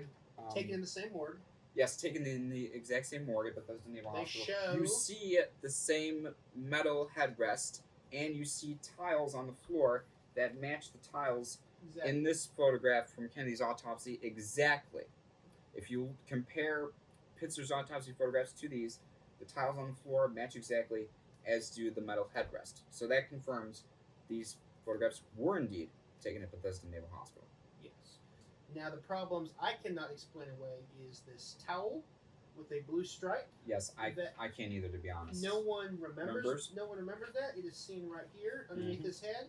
There's a blue stripe. It's seen in several of the photographs. Yes. No one remembers that. Also, this towel has a caduceus with the U.S. military. But we don't know that the head was wrapped in these towels. No, I don't know. The head was not wrapped in the towels that are displayed there for the simple reason that there's not enough blood on it. There was a tremendous amount of blood on it. How about the towel underneath the head? That was another thing they asked me. I didn't remember that either. I mean, of course, these are, you know, when you're looking at wounds and stuff, this has less significance, I mean, in detail, so it could have been, but I didn't recall it. There was also, where's the phone on the wall? And as you can see right here, there is a phone in the background, and the autopsy witnesses who performed many autopsies in that morgue say actually that phone was not there. How about this phone here? Do you remember having a phone in this area? Well, I don't remember that phone being there. Actually, I remember the phone being, this is a passageway, Paul. That's a passageway. And I remember the phone being over on the other side of the passageway next to the deep sink. And I really don't remember that phone. That phone, like Jim said, was not there. Well, that's what I was wondering about. I think there was another phone at the other end of the gallery close to the entrance there. I'm not sure, but that phone that's here was not. It wasn't on that wall. It was on the hall wall going in. Can you explain why that phone appears in that autopsy I photograph? have no idea. Neither do I. So I can't explain that away. It's I can't either, to be honest. That's one thing I haven't really paid that much attention to the phone, or the discrepancy that Mark Crouch said with the wall tiles. How one's shorter than the other in the photo of the left side of the head. So those are things, we're being honest, those are things we can't explain. They are which we have no opinion or supporting evidence for. They are the most minute issues in the universe, but they are important. So let's get on to the autopsy X-rays. The X-rays, there are only 2 X-rays. These were actually published by Congress in 1978. These 2 X-rays. This is taken House Select Committee's report from the right side of the head and from the front of the head. Now, at first glance, and I want to read author Doug Horn on this. Doug Horn was a staffer for the Assassination Records Review Board, which declassified several thousands of documents in the late 90s because of the Oliver Stone's movie, JFK. The review board was formed because of the controversy surrounding that. And they were allowed by Congress to interview and depose witnesses, including the autopsists, including the X-ray technicians, the FBI agents, the photographers, and so forth. And Doug Horn was a member of that agency, and he had access to the original photographs and X-rays in the National Archives. Do you want to read this or no? Sure, I'll read it. Okay. This is a quote from Doug Horn's book talking about the discrepancy with the X-rays and photographs. He writes, quote, "To the layperson who first examines the images of both the AP, which is this one, X-ray 1, AP meaning anterior, posterior, and lateral, which is this one, X-rays published by the HUCA, it appears as if the frontal bone on the right side of the forehead and the orbit of the right eye are both missing. If true, this would present the grossest kind of disparity with the autopsy photographs, which show the forehead and the orbit of the right eye to be present. Examination of the AP and right lateral X-rays by radiologists, however, reveals, when they're properly examined using a hot light, that the bone constituting the right orbit and forehead is all present. Missing frontal bone is first detected on the right lateral X-ray just behind where President Kennedy's hairline was located, which is entirely consistent with the autopsy photographs that show the forehead intact, and the scalp and skull severely disrupted just behind the hairline on the front of the head, about here. Dr. Mantic is in full accord with these interpretations, and like other radiologists, attributes the extremely black or dark appearance of the portions of the AP and lateral skull X-rays to the presence of large amounts of air in the cranium. Yeah, so this is like air. So that's the head wound right there. But the reason you can't see it, the reason that this area where they saw the wound looks intact, is because either there are fragments of bone lying on top of each other, which accounts for this extremely white area that Dr. David Mantic believes is a product of alteration, or at least the black area is a result of the brain being out of the head when the X-rays were taken, but officially the brain was still there when the X-rays were taken. Now, Dr. David Mantic has used A process called optical densitometry, which measures density in light-sensitive materials like X-rays. He says that using them on the X-rays, that the back of the head is missing. We just can't see it here because of there's either fragments of bone lying on top of each other hiding it, or that this white area was added in after the effect to hide the wound. But Dr. Mantic has said that this white area is not, that the white patch, so to speak, is not hiding any occipital, any blowout. Mm-hmm. So this, it from the X-ray, this right here is the wound right there. That's the wound. Now, that's the blowout. You've talked to Mantic, so obviously he would know. I haven't. So generally speaking, that is Dr. Mantic's explanation for why the X-rays look the way they do. And based on his optical densitometer tests of supposedly the original X-rays in the National Archives, he concluded that there is missing bone just down here behind and below Kennedy's nose, which you see right here is fractured, or the vomer nasal bone, which is also mentioned in the autopsy report that there's a fracture there, as well as here above the left eye.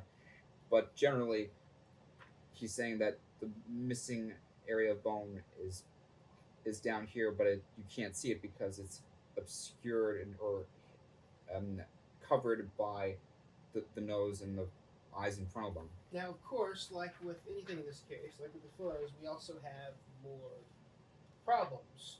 We see metal fragments. See these white, shiny artifacts? These are metal fragments. The single biggest problem with the X-rays is, if you look both in the frontal X-ray, right up here, you see dozens of tiny bullet fragments, and even more clearly on the X-ray of the right side of the head, you see the fragments up here. Now, do you want to explain why that's important? That is important because no one from the autopsy remembers seeing any metal on X-ray in the body that night. But no, I thought several people said they did. No. Okay, well, that's another conflict about whether or not people who were at the autopsy, including the autopsists and the radiologist, remember bullet fragments. Some said they did, and others said they didn't. James Jenkins and Paul O'Connor said we could find no bullet fragments. We found no metal in the body, no metal in the X-rays, and we have all these metal in the head. So we have a problem there. I can't explain that. Well, there's another problem with the location of the fragments, because Dr. Humes, the autopsist, testified several different times that the location of the fragments was not up here, but lower down here by the occipital bone, or the external occipital protuberance, which you see here. Where the alleged entry wound was. Where Dr. Humes said the bullet entered, right about here. And he said that the bullet fragment trail he saw in the X-rays during the autopsy started here and extended forwards and upwards and to up here to the temporal parietal bone, and that's where the bullet came out, according to him. But that's not what we see here. That's a lie because they did not think that that the X-rays would ever be published. It's actually going from front to back, as laid out very well in the 4-part documentary series JFK Destiny Betrayed. Mm-hmm. When you look at the X-rays that are stored at the archives now on the lateral X-ray, there is a fragment trail. It actually expands from front to back, and there are dozens of very tiny dust-like fragment particles up in this location. Now, why is that important? Well, what we know is that the larger bullet fragments travel farther, whereas the smaller ones tend to stay near the entry site. That's what we see on these X-rays. In other words, we can reasonably interpret these as being consistent with a frontal bullet, but being radically inconsistent with a posterior bullet. As Dr. Mantic again explains, that because these fragments are higher on the head, and because they appear to start above Kennedy's right eye, and how they start out clumped together and small, and as they travel up and back, they spread out, causing more destruction to the victim, which is typical of an entrance bullet. And in 2015, Dr. Michael Chesser, he found an actual frontal entry wound on the front of the head here. No, he said it was down here. On the Future Freedom Foundation, Dr. Michael Chesser gave a lecture explaining the X-rays, and he said that he found evidence that this black chip or curve-shaped object down here above where Kennedy's ears would be, he believed that was the entrance wound because of its shape. But if it's right that it was a keyhole type wound. But if it's right here, then how no one explains these fragments right here? Because he agreed with Mantic that there were 3 headshots, 2 from the front, 1 entering here, 1 entering there by the temple, and then 1 entering the occipital. I'm pretty sure he said that there was an entry. That's wound their right theory, here. that there were 3 headshots. I'm pretty sure he said there was an entry wound which caused this right here. Well, yeah, that's what he said. Oh, He said okay, there's two entry wounds. Dr. Chester's interpretation, as well as Dr. Mantik's, is that what we have here in the lateral X-ray is evidence of 3 different shots to the head, 2 from the front, 1 from behind. The first, Dr. Chester said, entered here where you see this black curve-shaped object that he speculated was a keyhole-type entrance wound. And then a second headshot higher above Kennedy's right eye on the forehead, entering here and spreading backwards and out, as you can see with these fragments.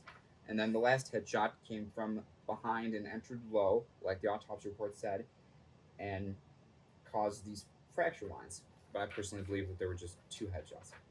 And again, we're going down a rabbit hole, but we've already Exactly. we've already proven a shot from the front. So really, all this is just extra stuff. At But least now, 1 shot from the front. Now let's go to the entry wound, because that is a very big problem.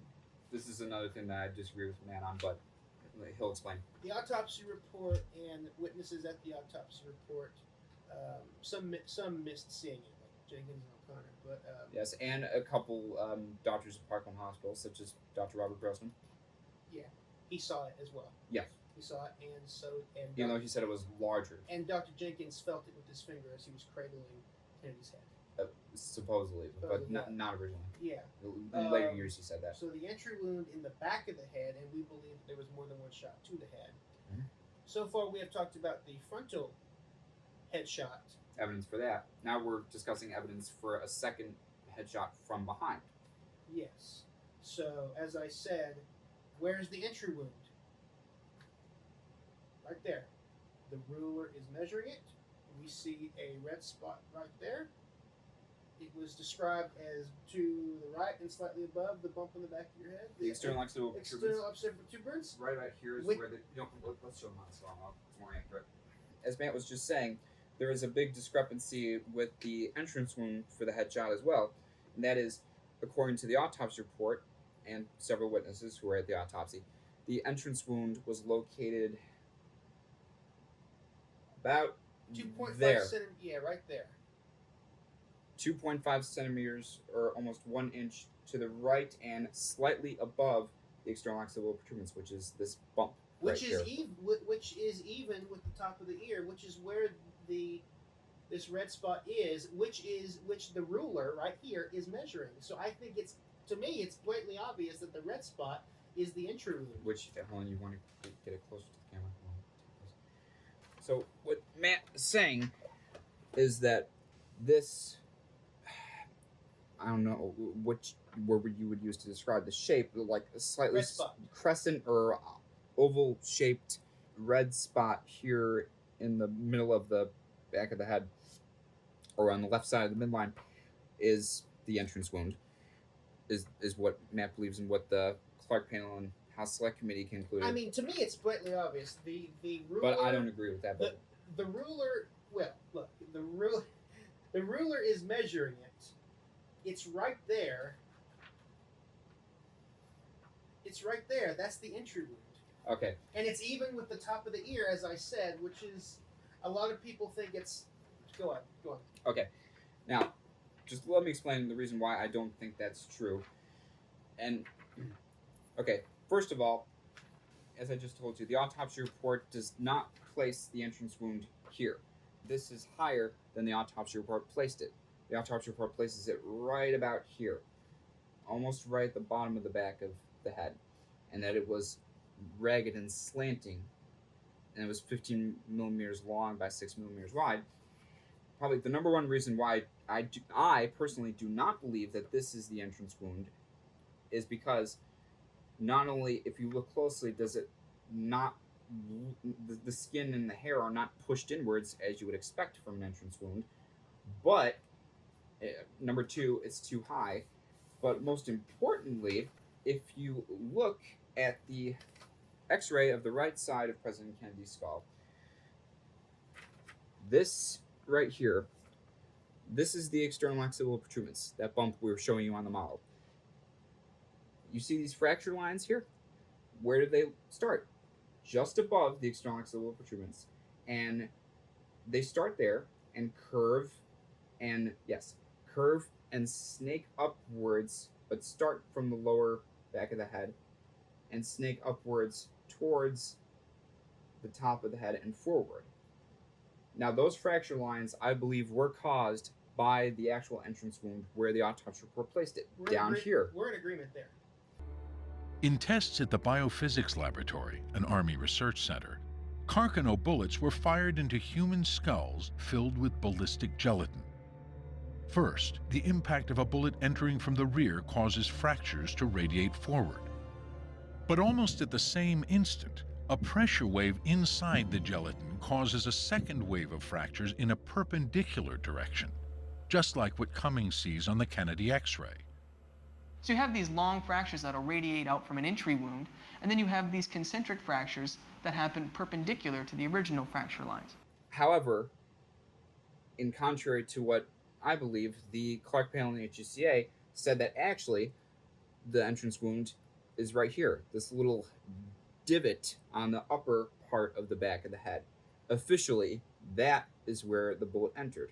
But the reason I don't think that's true is because, number one, this fracture line right next to it only appears on the, looks like it's on the inner surface of the skull and not the outer surface. Doesn't look like it goes all the way through. So I don't think that it's the entrance wound. Doesn't look like it penetrates all the way through. And also, again, the bone in this area does not appear to be pushed inwards, which would mean it's an entrance. But down here, again, just a little bit above the external axillary protuberance, which is here, this little curve shaped right next to the fracture line in the middle, if you look closely, you see part of the occipital bone down here looks like it's on top of, one's on top of the other.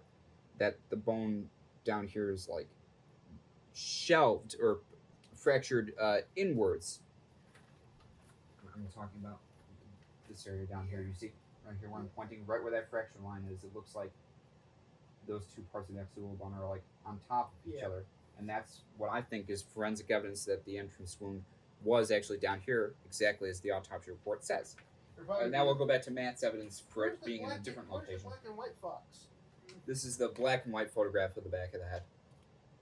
Yeah, that is, but that's really cropped. The most uncropped version is is what I have right here, and it's published in the book High Treason. This is the same thing as the color, but taken from a different angle, and Kennedy's head has been turned to the right in the black and white, whereas in the color it's more centered. The first thing people say is, well, why isn't the red spot, which I interpret as the entry wound, why isn't it in the black and white? But it actually is. It is right there. And people have said, why isn't it in the back? Well, here's one thing I do agree with Matt on, is that I agree that yes, the so-called red spot, the alleged entry wound, is here, and it's much more visible in this photograph than the photograph of Kennedy's back. Everyone says that the red spot is not mentioned in the back of the head in the back wound photograph, but actually Todd Vaughn pointed this out to me in 2020 that actually it is, and I'm going to put a zoom up of the screen right here. This is the red spot. If you can see, the arrow is pointing to the red spot in that photograph. So this it's is very a close-up enlargement. Very hard to see, but the red spot is visible, and I don't think I've ever heard anyone ever admit to that it's there. Lone Nutters or conspiracy theories. I never noticed it until you pointed it out to me like a year ago. I didn't know until Todd Vaughn pointed it out to me. And he's funny enough, the autopsists, when they were shown the photographs in 1977, the House Select Committee, Dr. Humes said, "I defy you to find it in the black and white photograph." Even though he was talking about this photograph, it is much harder to see. But it in is, either yeah. photograph. But it is right But there. it is sharper here than it is in the color photograph. You just have to look very carefully. So to me, I think, And another problem that I've noticed before is that the reason it's, for most people, it's hard to see in this photograph is because in pretty much every version of this photograph that's online, the photograph is cropped to the point that you can't even see the ruler. And if you've seen this photograph online, you'll notice the ruler is not visible. Yes. This is the one that's widely available online. I got that from JFK Lancer site. But this one, it's uncropped, so you do see the ruler, and it's right next to the red spot. So it's not as obvious here as it is in the color photograph. Yeah, it seems because of the camera angle and the cropping. Some people have suggested that the red spot is a blood clot because if you look in Which in Dr. the color, Humes and photographer John Stringer said. What? Is That it blood they, spot? yeah, they don't think that that's the wound. That's another thing we need to talk No, about. in his testimony, in his Arabic testimony, Humes said, "I think that is the entry wound." He did say that, didn't he? Well, he said it might be, or But without major conviction, But I think that might be. But anyway, to me, it's super obvious. If you look at them measuring the back wound, they're measuring it. Measuring the bullet wound right there. They're measuring the red spot. It's super obvious, and it's even with the top of the ear, which is exactly where it would be. To me, it's obvious that even though the government panels, the forensic panels have said that this is in the crown, that this red spot is in the crown of the head, in the so-called calic area. To me, it being with the top of the ear, it seems obvious that this is the entry wound, which people saw low in the back of the head. Now, what do you say to that? Do you agree? Okay, well, here's the problem I have with that. Is that, okay, first of all, as Matt kind of alluded to, there's a debate about where the entry wound was located. And there's officially 3 different locations. The first being where the autopsy report said it was, which was low, as we said. Which is low and to the right towards the bottom of the back of the head right there. Okay? But that's and then there's the Clark panel's interpretation, which placed it 10 centimeters above the external protuberance, right about there. In the crown of the head. Yeah, but the HCA said, no, based on these photographs, this is it, which would be 5 to 6 centimeters above the EOP rather than above the external protuberance rather than 10. I mean, you would fail a first-year medical student if they had mislocated something like that. I don't think the autopsy doctor has mislocated the entry wound at all. It is low. The reason why the Clark panel and the HSCA had to say that it was higher was because of the problem with the trajectory. The problem with the trajectory. How could it enter low and then exit up here? If the assassin was high and above and behind. So they had to say, well, we have to move the entry wound, and let's scapegoat the pathologist and say, well, they just mislocated the entry wound. Mm-hmm. And you know, that's another thing that the Warren Commission acknowledged is that, you know, if the entrance wound was low, that would mean that the shot would have had to come from a lower floor, not the 6th floor where Oswald was. But I think, and it's obvious if you read the book Last Second in Dallas, that the rear headshot, which is what we've been talking about right here, was the second headshot when Kennedy was already leaning way forward. So therefore, him leaning way forward with the second set. That's another thing I kind of disagree with. Headshot accounts for how it could enter low and exit up here. You don't agree with that? No, the reason I don't agree with it is because, for those of you who have seen this Zapruder film, at the moment that the headshot happens at frame 313, Kennedy's head is pushed forward very quickly, and then a second or so after that is pushed backward even more abruptly. And that, I think, is evidence that the rear headshot came first and the frontal one came second, pushing him back. Okay. So, 1, 2. In the book, as I referenced, Last Second in Dallas by Josiah Tate Thompson, he discovered that actually the forward head movement is an optical illusion due to camera movement. And plus, well, how do you explain the trajectory of it entering here and blowing out up here in frame 313? How do you explain that trajectory problem? I can explain it because I think it was the second headshot that hit him here when he's already leaned over like this. Well, okay, in the grand scheme of things... So now you have the problem that the Clark panel and the HSCA did, which is why they moved the wound up. So how do you explain the trajectory? You're saying that there's a problem with the trajectory. How do you explain it then?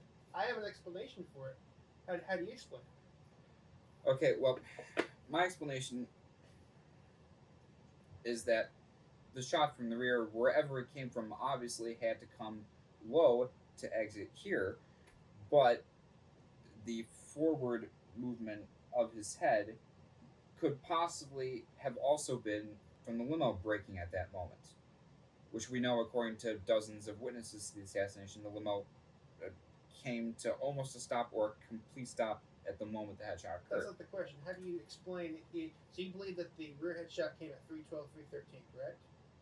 Yes, and then the front. So, okay, so how do you explain In a that bullet? order. So how do you explain a bullet entering low and then exiting right here? How do you explain that? You can't explain it, right? Well, no, I mean, How do you explain that? okay, The 3:12 headshot came from the front. It drove him back into the left. okay, well, how about this? This is just a possibility, a suggestion. I'm not saying I 100% believe it or don't. It is possible that the shot from the rear didn't even exit, and that all evidence of its track was destroyed when the frontal shot came afterwards, and that the flap maybe was a result from the force of the frontal shot.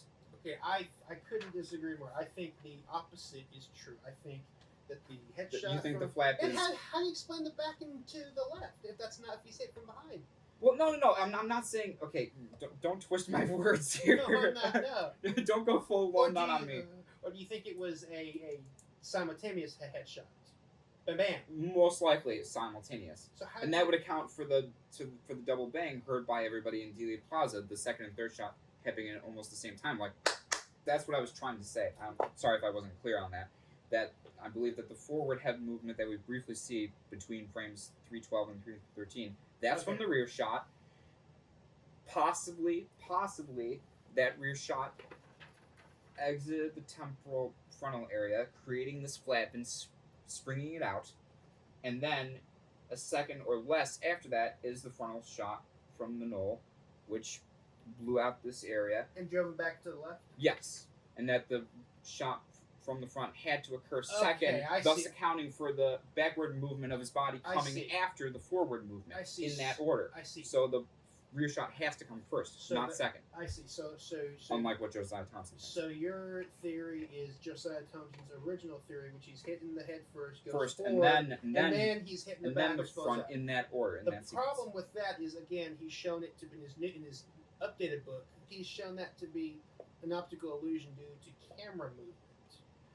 And if it was, like you said, like his original hypothesis in his classic book 6 Seconds in Dallas, it would have to be bam bam.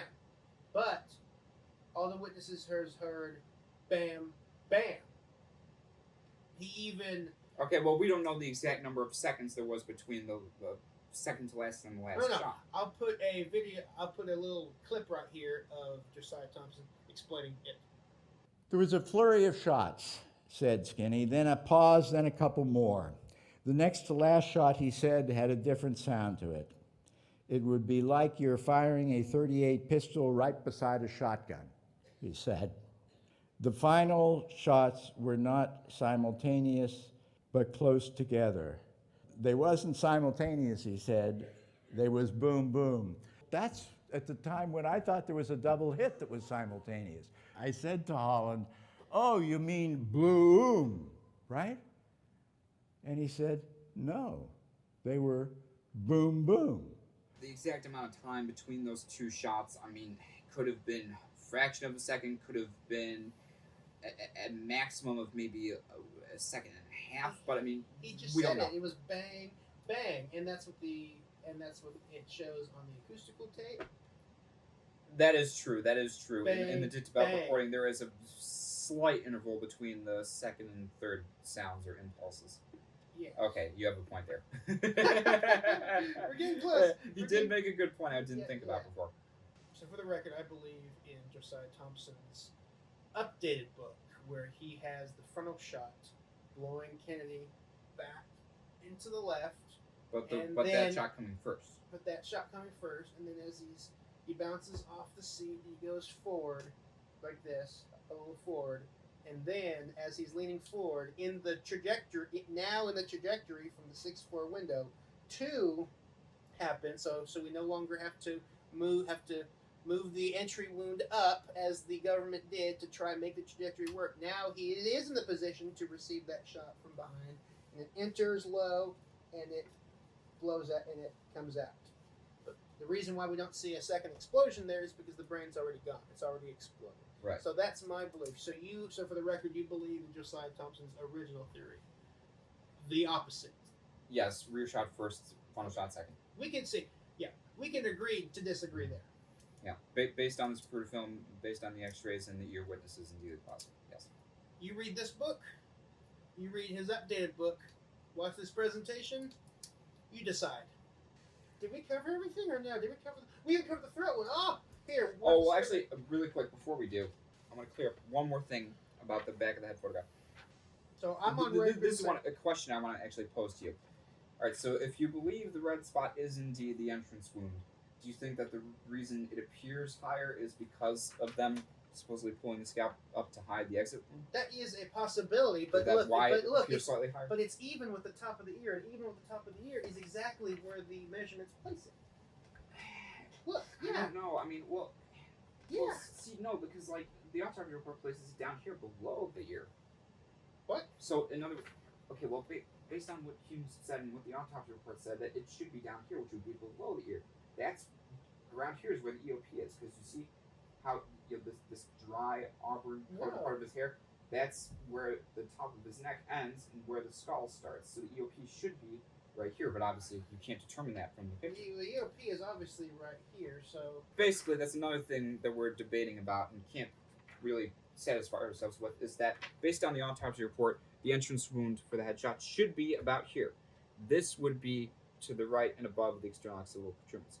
But another problem is that this triangular white object, whatever it is, brain matter, down here at the bottom of the back of Kennedy's hairline, the autopsists testified that they believe that was the entrance wound. that's the thing But that I actually don't agree with either. But that's the thing I 'Cause it doesn't also even want look to like a wound. say. I've been saying Even John Stringer said that he thought it was it, but I don't agree with that either. I want to say for the record right now that even though I've been saying, it's obvious the red spot, it's the entry wound, it's so obvious. I don't think it's either one. When the autopsy doctors were shown the photographs in 1970s for the congressional investigation and in the 90s for the Assassination Records Review Board investigation, they both could not find the entry wound. Even though to me it's in obvious, either the black and white or the color photographs. Yeah, because Dr. Fink said that the photos are, quote, open to No, his exact quote was, "It's much better to have the wound itself on the dead body on the photographs. It's embarrassing. It's distorted as far as the angle of shooting is concerned." Yeah. Those are his exact words about the Exactly. quality of the photographs, which the HSCA even admitted that in terms of clarity of identifiable anatomical landmarks and focus and that sort of thing, that all the autopsy photographs are not of the best professional quality, which doesn't make sense given John Stringer's experience of 25 years as a medical See, photographer. I don't agree with that because in the 2013 notice, Because a lot of them have problems with focus and angle and so in the forth. 2013 NOVA program, Dr. Peter Cummings, he said that the photographs in the National Archives are crystal clear. Cummings goes to the National Archives, where the high-quality originals and Kennedy's clothing are kept. The Kennedy family has granted him access on Nova's behalf, but no cameras are allowed. The photographs themselves are crystal clear. The sharpness is amazing. You can get a lot of detail from them, much better than anything you can find that's publicly available. Even so, they're not perfect. A photo intended to document the entry point is unclear, because for whatever reason, the autopsy doctors did not shave the head wound. Oh, well, I'm sure the originals are, but I'm saying most of the copies that are in books and online are generally not clear, but the HSCA said that about the originals, so... So anyway, even though to me it's obvious that this is the red spot, But a possible reason as to why it looks higher is because they're pulling the scalp over the exit. but to me, like I said umpteen times, it's even with the top of the ear, and the top of the ear is right on the EOP. It looks like it's above the ear to me, But anyway, Think you- let's dig us out of this rabbit hole. Let me Sorry. wrap this up here. The pathologists, when shown this photo, they said, well, I think it's probably a blood spot, and they said, well, if we had to guess, that would probably be the entry wound, even though it's not, because nay, that's way too low. Yes, and it doesn't But- look like it penetrates. yeah. But Humes said later when he testified that without preparing for notes, he just went with that. But obviously, that now that he, Oh, no wonder. but now that he looks at the photo, that this, When he looked at it again, when he testified to the ARRB in the 90s, yeah. yeah, so He changed his mind, yeah. So for some reason, to them, they couldn't, even though it's obvious the ruler's measurement. Yeah, and they couldn't find it. But it's right there. And that's one more thing I want to mention before we move to the mystery photograph, is that, okay, so in a nutshell, officially, this was the entrance wound, the red spot.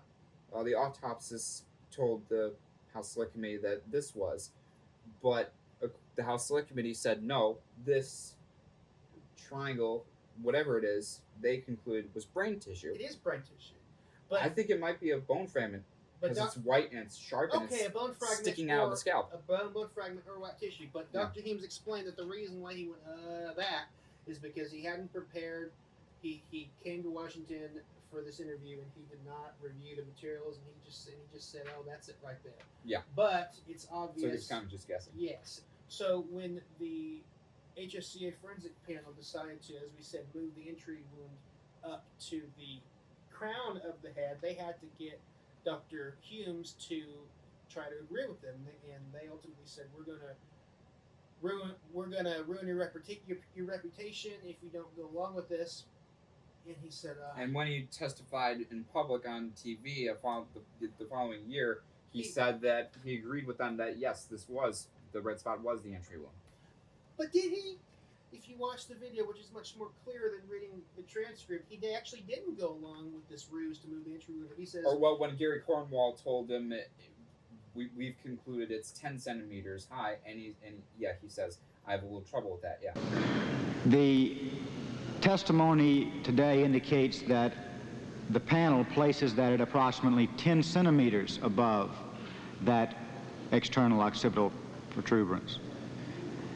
Would that discrepancy be explainable? Well, I have a little trouble with that. 10 centimeters is a significant 4 inches, 4 inches? it's kind of a play on words. He kind of played along and said, okay, Yes. yeah, but then for the Went JAMA along to get along. for the JAMA articles in '92 and for the Assassination Ratings Review Board, he was adamant, as he always has been, that the wound was low in the head. Right there. So we are in agreement on that. So now we are going to Okay, now we're going to discuss what I'm pretty sure one of the few things that pro and anti-conspiracy defenders can agree on is that out of all the autopsy photographs, none are as confusing as this one, which is supposedly depicting the inside of JFK's skull. We are looking at the inside of President Kennedy's skull. That's Yeah. But I just want to point that out there. yes, and as confusing and disturbing as this picture is, nobody can agree on its orientation or the angle from which it was taken. The HSCA, they said this was the orientation and it was the front, and that All we know the is- reason we don't see Kennedy's face is the scalp is pulled down over his eyes down here. All we know is that, like the other photographs, But the ruler. others have disagreed. All we know is that. There's been no set in stone official orientation of this photograph, is what I'm trying to say. Yeah, sorry. All we know is that the ruler, like in the other photographs, is measuring the diameter of the defect right here. Okay, And the it's thing with the right ruler, I disagree with. But, okay, do you want me to elaborate on that? Yeah. Okay. Another issue that Matt and I disagree with on, even though not a super important issue, but as you've seen in nearly all of the autopsy photographs, there is a ruler supposedly measuring the wounds to the back, to the head, and the wound in the skull. Now, the reason I don't think that the ruler was measuring anything at all is because it's not held in such a way where the edge of it is lined up with the edge of the wound. Like, for example, see, this is the top of the ruler here, but the red spot's down here. If it was measuring it, it would be right at the top of the red You'll spot. still get a So I don't think that they're measuring it at least accurately. You'll still get a measurement because you can correlate it to the marks on the ruler. Well, yeah, but number one, the marks aren't even visible in the pictures. Well, yes, it is. They're visible on the originals. You can't see it here, but they're much clearer in the archives. And when they're examining, Which unfortunately are not public. when you listen to the audio of them examining the original photographs, they refer to numbers that we can't see here that are a lot clearer on the originals. They refer to numbers. Oh, that's right. Yeah, Dr. numbers. Petty said this is the 2 centimeter mark down They here. are Yeah. referring to numbers on the ruler. So Yeah. yes. So no matter where the ruler is, you can still tell how big the wounds are by the numbers on the ruler. But I think this is just measuring the hole right here, because it's just measuring the hole in the head right here, edge to edge right there, end to end right there. Okay, now I forgot to explain. The reason I don't believe that the photograph is measuring anything in any of the photographs is because, not just because of the way it's held in relation to the wound, but also the fact that John Stringer, who officially was the photographer of the autopsy, said that in every autopsy he shot, it would be standard procedure to place a ruler in the photograph in order for identification, and that the autopsy or surgery number would be put on the ruler and then put somewhere in the field of view of the photograph to identify the victim. But the problem is, as Stringer himself acknowledged when he was shown the photographs, when he testified to the ARB, he said, I see the ruler, but I don't see the number, so that doesn't make sense to me. That's a good point. And Earl MacDonald, I who forgot was a about that. student of Stringer's, told the review board the same thing, that when autopsy photographs would be taken at Bethesda, they would always put the autopsy number on the ruler and make sure it was somewhere within the field of view of the photograph to identify the victim and the autopsy number. Anyway. But we don't see the autopsy number A63272. We don't see that on the ruler in any of the photographs, neither here nor here, or in the photographs of the photograph of the back. Don't see the number. The bottom line is that people are dividing. That's why some people think that, or one reason why some people think that it's not even Kennedy in those pictures, but it obviously is. That's a whole other thing. But yeah. The bottom line is that no one can really orient this. Some people think this is the forehead right here. That his eyes are right here, and the defect on the right side or on the right hemisphere right here. Some people think this is the back of the head, but this is the midline right here. Actually, I'll insert a graphic right here that Dr. Mantic oriented for me of how he thinks it happened, how it's the back of the head. From the angle he thinks it was taken from. But again, this just raises more questions than answers. And really, it's just quibbling because we can't determine what.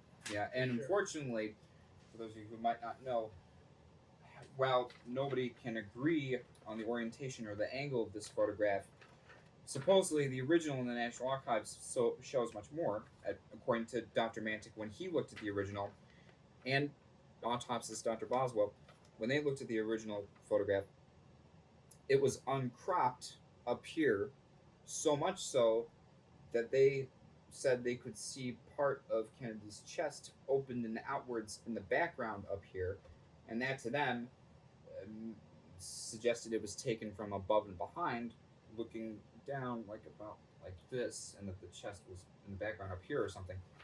But unfortunately, that uncropped version of the photograph is not available to the public. And Dr. Chad Zimmerman, who I know, who also reviewed Did he say the same thing? autopsy, he is in agreement that this is taken from the front. And he said the exact opposite. He said that this area which you described shows. No. Down here is where Mantic and Boswell said. In this area is where they saw the chest open. Let me rephrase. He says that when he saw the uncropped version of this, that it's obvious that this is from the front. So Mantic says it's obvious this is from the back. Zimmerman says it's obvious it's from the front. That's why we call it the mystery photo. We just don't know. Because nobody can agree on the camera angle or the orientation. Now, the problem that I have with it is not just the angle or what part of the head it shows. Could be the back, could be the top. There's no way to know for sure, but there is one detail in the background that I think could give a clue as to the angle and orientation, and that is down here in this corner of the photograph, right here where my finger is. Based on its shape, how it's a little bit wide at the top and narrow at the bottom, I think that is one of Kennedy's ears.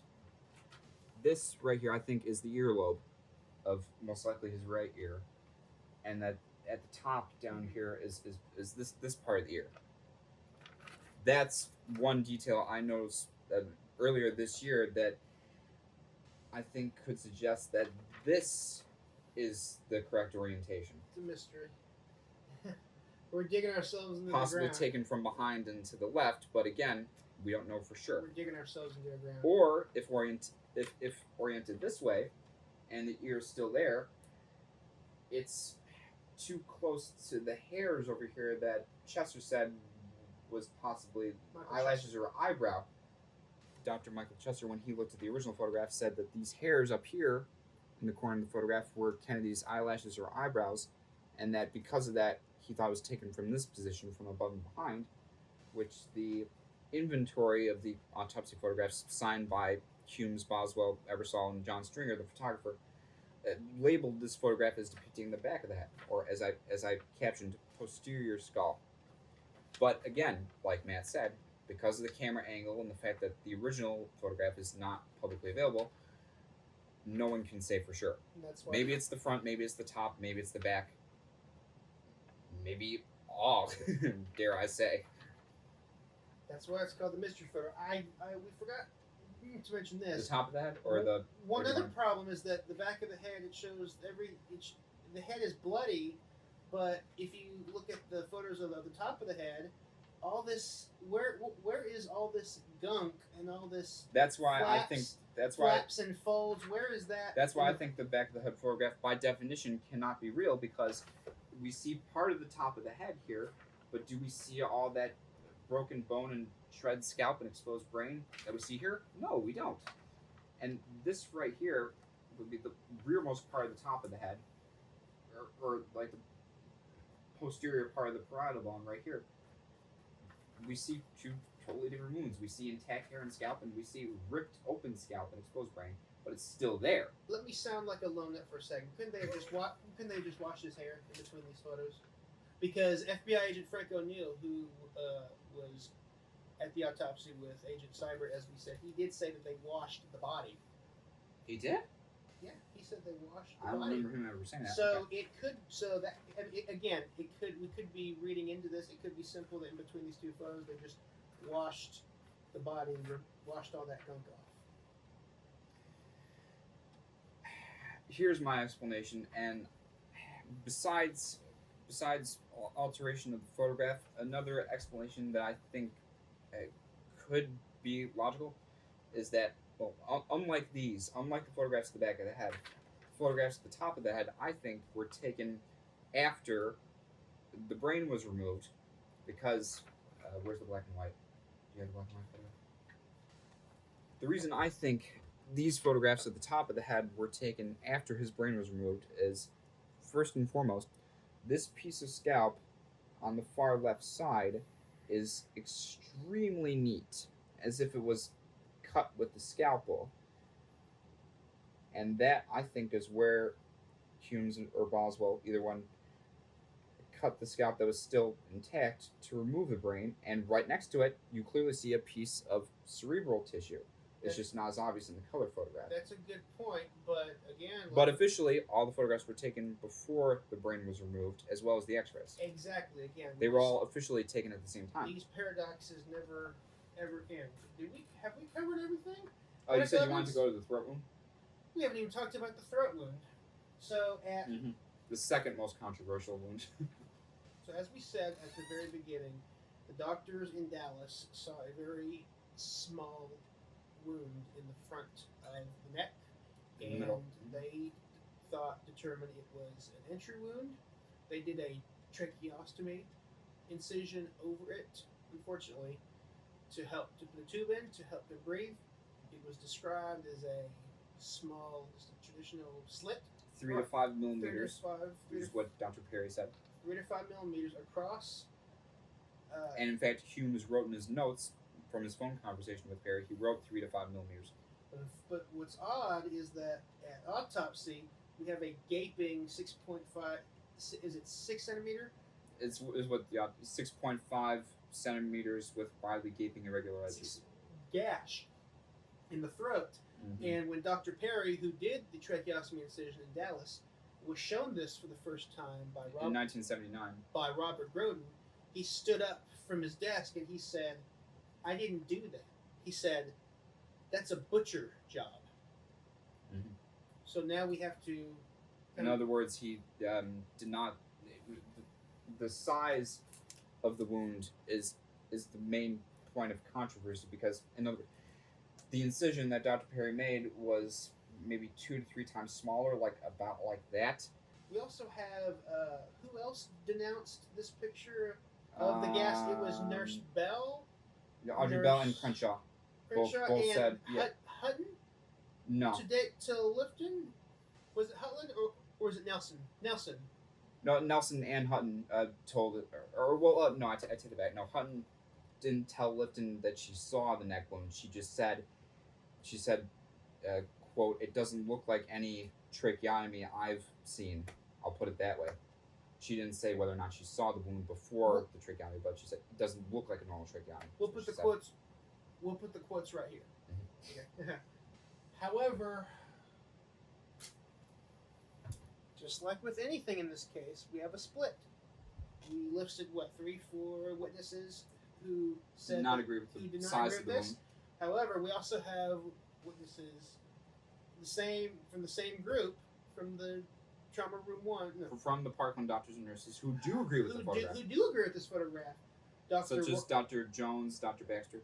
And Dr. Baxter? Yeah, in High Treason 2, Harry said that wow. that it's accurate. Yeah. I forgot about that. See how good it is to have a younger person while I'm getting older? That there are... And Dr. McClellan. Yes. And Dr. McClellan. Dr. McClellan said in clearest terms on the Nova Show in 1998, quote, "The tracheostomy incision, which I helped with and which I saw, looks exactly like it does in the photograph." The tracheostomy incision, which was shown on several of the photographs I examined, looks exactly the same size and the same configuration as it did when Dr. Perry and I did that incision. So we have a problem and we have a split with the witnesses. What about the people? Here's the thing. Now, we got that conflict with the people at Parkland about the size of the wound and whether or not it looks like a normal tracheotomy incision. But then we got the people at the autopsy who said that it either looked exactly like this or it was even larger, if you can believe that, than it shows here. And like Paul O'Connor said, or told David Lifton that, quote, his esophagus was laid open. But what's interesting is that the ambulance driver in Dallas, Aubrey Al Reich, he said... He helped put Kennedy's body in the coffin after he was declared dead. Yes. He said that when he saw the body in Parkland after President Kennedy had died, he said, "I was surprised with the big size of the tracheostomy incision." So that would... What Matt's driving at is that there is another explanation for why the wound is so big. He said he was leaning. He could have been leaning back when this photo was taken, and it opened up more. Yes, that was Aubrey Rice. That the flexion of Kennedy's head being flexed and tilted back on the table caused the skin in the area of the wound to rip open and thus made it tore the area open and made it look larger than it was seen at Parkland. I did notice a trach was a lot larger than normal trachs I've seen done at Parkland. And if you don't mind, you're looking at this man's head here, and his head pulled back, which would make the wound look a lot bigger. Yeah. When he was laying on the cot, his head was flat with his body. Yeah. But the trach was more of a jagged, as you can see right here. It had a little jagged part right here. That was Reich's explanation for it in 1991. He explained that on camera to Harry Livingston on a panel of witnesses. And Paul O'Connor is probably the only one who thinks that it's fake. Yeah, Paul O'Connor witness. He thought it was fake. And Harry Livingston agreed with painted on. Yeah. Harry Livingston agreed with him. If you look at the bottom right here, you see a little nick that could be, what Hume said, part of the original wound. Yeah. We'll show a close-up right here. And even Dr. Boswell, when he was interviewed by the HFCA, he said, quote, "I could see the perimeter of the bullet wound within the incision of the tracheotomy." Yes. And that would supposedly be it right there. And So- funny, Fink was one of the few, if I recall, in his report to General Bloomberg said, I didn't notice any evidence of a bullet wound in the area. But then again, that's another debate about the autopsy is supposedly the autopsists were ordered not to examine the neck wound, and they didn't even dissect it or probe it to determine the path or trajectory of the bullet. They were ordered not They weren't to. allowed to. Same thing with the back wound. Or they at least probed the back wound, but not the neck wound. Autopsy technician Paul O'Connor laid out in the most clearest terms the men who killed Kennedy, that documentary, that the president's personal physician, Admiral George Berkeley, was just absolutely Controlling the autopsy. Controlling the autopsy. I remember that Dr. Humes was just about ready to pull his hair out because he was a very meticulous person. And he'd start to do something, and Admiral Berkeley would say, "Don't do that," and he'd just tense all up, and we'd have to go to some other procedure. And I thought to myself, this is a very unbelievable, strange night. Humes later said, "Oh, he wasn't controlling the autopsy. I was in charge the whole time." Yeah, right. But Boswell said he was, or told the HSCA that yes, Dr. Berkeley was controlling the autopsy, and several other people said that too, including Jim Seibert, Jerry Custer, Hugh Huggins, and I think a few other people said. Humes himself told the Journal of the American Medical Association in 1992 it was like trying to do neurosurgery Surgery in a three-ring circus. In a three-ring circus. Yeah, And, because of all the people in the autopsy room who shouldn't have been there, like a bunch of generals, admirals, including. And this is according to Dr. Fink. He admitted under oath at the Shaw trial that they were ordered by an army general. He said not to dissect or track the neck wound. and that was explosive, and he had to cover his ass. And went back on it and talked to Gemma, I think. Gemma and the review board, and he completely walked back on that. Yeah. There was also a famous comment, which is made famous in the movie JFK, where Dr. Humes at one point says, "Who's in charge here?" And the general said, "I am." And Humes, Boswell, and Fink, funny enough, all confirmed independently that yes, that comment was made, and it supposedly did come from a general, which Humes told the review board was General Wheel, commander of the military district of Washington, is what he told the review board. Yeah. But we don't even know who the hell made that comment. Could have been Berkeley, could have been somebody else. We don't know. This scene was dramatically presented in the movie, as I said in the movie JFK. And once that happened, they scrambled and they had to create a cover story. And I want to play here the audio from Jim D. Jr.'s book Reclaiming Parkland, which explains it perfectly. To illustrate the lengths Warren Commission stalwarts must go to in order to deny that the military limited the post-mortem, consider the following. When Pierre Fink testified at the Clay Shaw trial, he recalled Humes being flustered by this interference and asking the question, "Who's in charge here?" Fink further testified that an Army general, who was neither a pathologist nor doctor, replied, "I am." This is about as clear as it gets in figuring who was running things that night. When this episode was depicted in Oliver Stone's film JFK, it became necessary to construct a cover story to conceal the truth. So Humes now told his friend George Lundberg, the editor of the Journal of the American Medical Association, the following fairy tale in order to make it go away. Before the autopsy commenced, he saw a man with a camera in the building. He did not want to chase him, so he went to the loading dock and saw some generals milling around. He asked, "Who's in charge here?" When he found out, he told the officer to remove the guy with the camera. Bugliosi, predictably and dutifully, repeats this tall tale. But as Gary Aguilar notes, and Bugliosi does not, Fink could not have been referring to this loading dock episode at the trial. Why? Because Humes places this loading dock incident before the autopsy started. Fink did not arrive until after the autopsy began. Therefore, it could not take place at a loading dock. Second, Fink testified that this incident happened not before, but while the autopsy was in progress. This is how desperate the late Jim Humes was to get himself off the hook. It's a painful human predicament that Bugliosi does not seem to understand. But yet, in the face of all the above, Bugliosi insists that the military did not control the autopsy. Now, anyone can read Fink's Shaw trial testimony. There, one can see the true answer to this question. Not only were the doctors constrained by the military, but Fink was uncomfortable in admitting to this fact. I think that explains it perfectly. All right, so anyway, that was our discussion, debate, and presentation of the medical evidence in the assassination.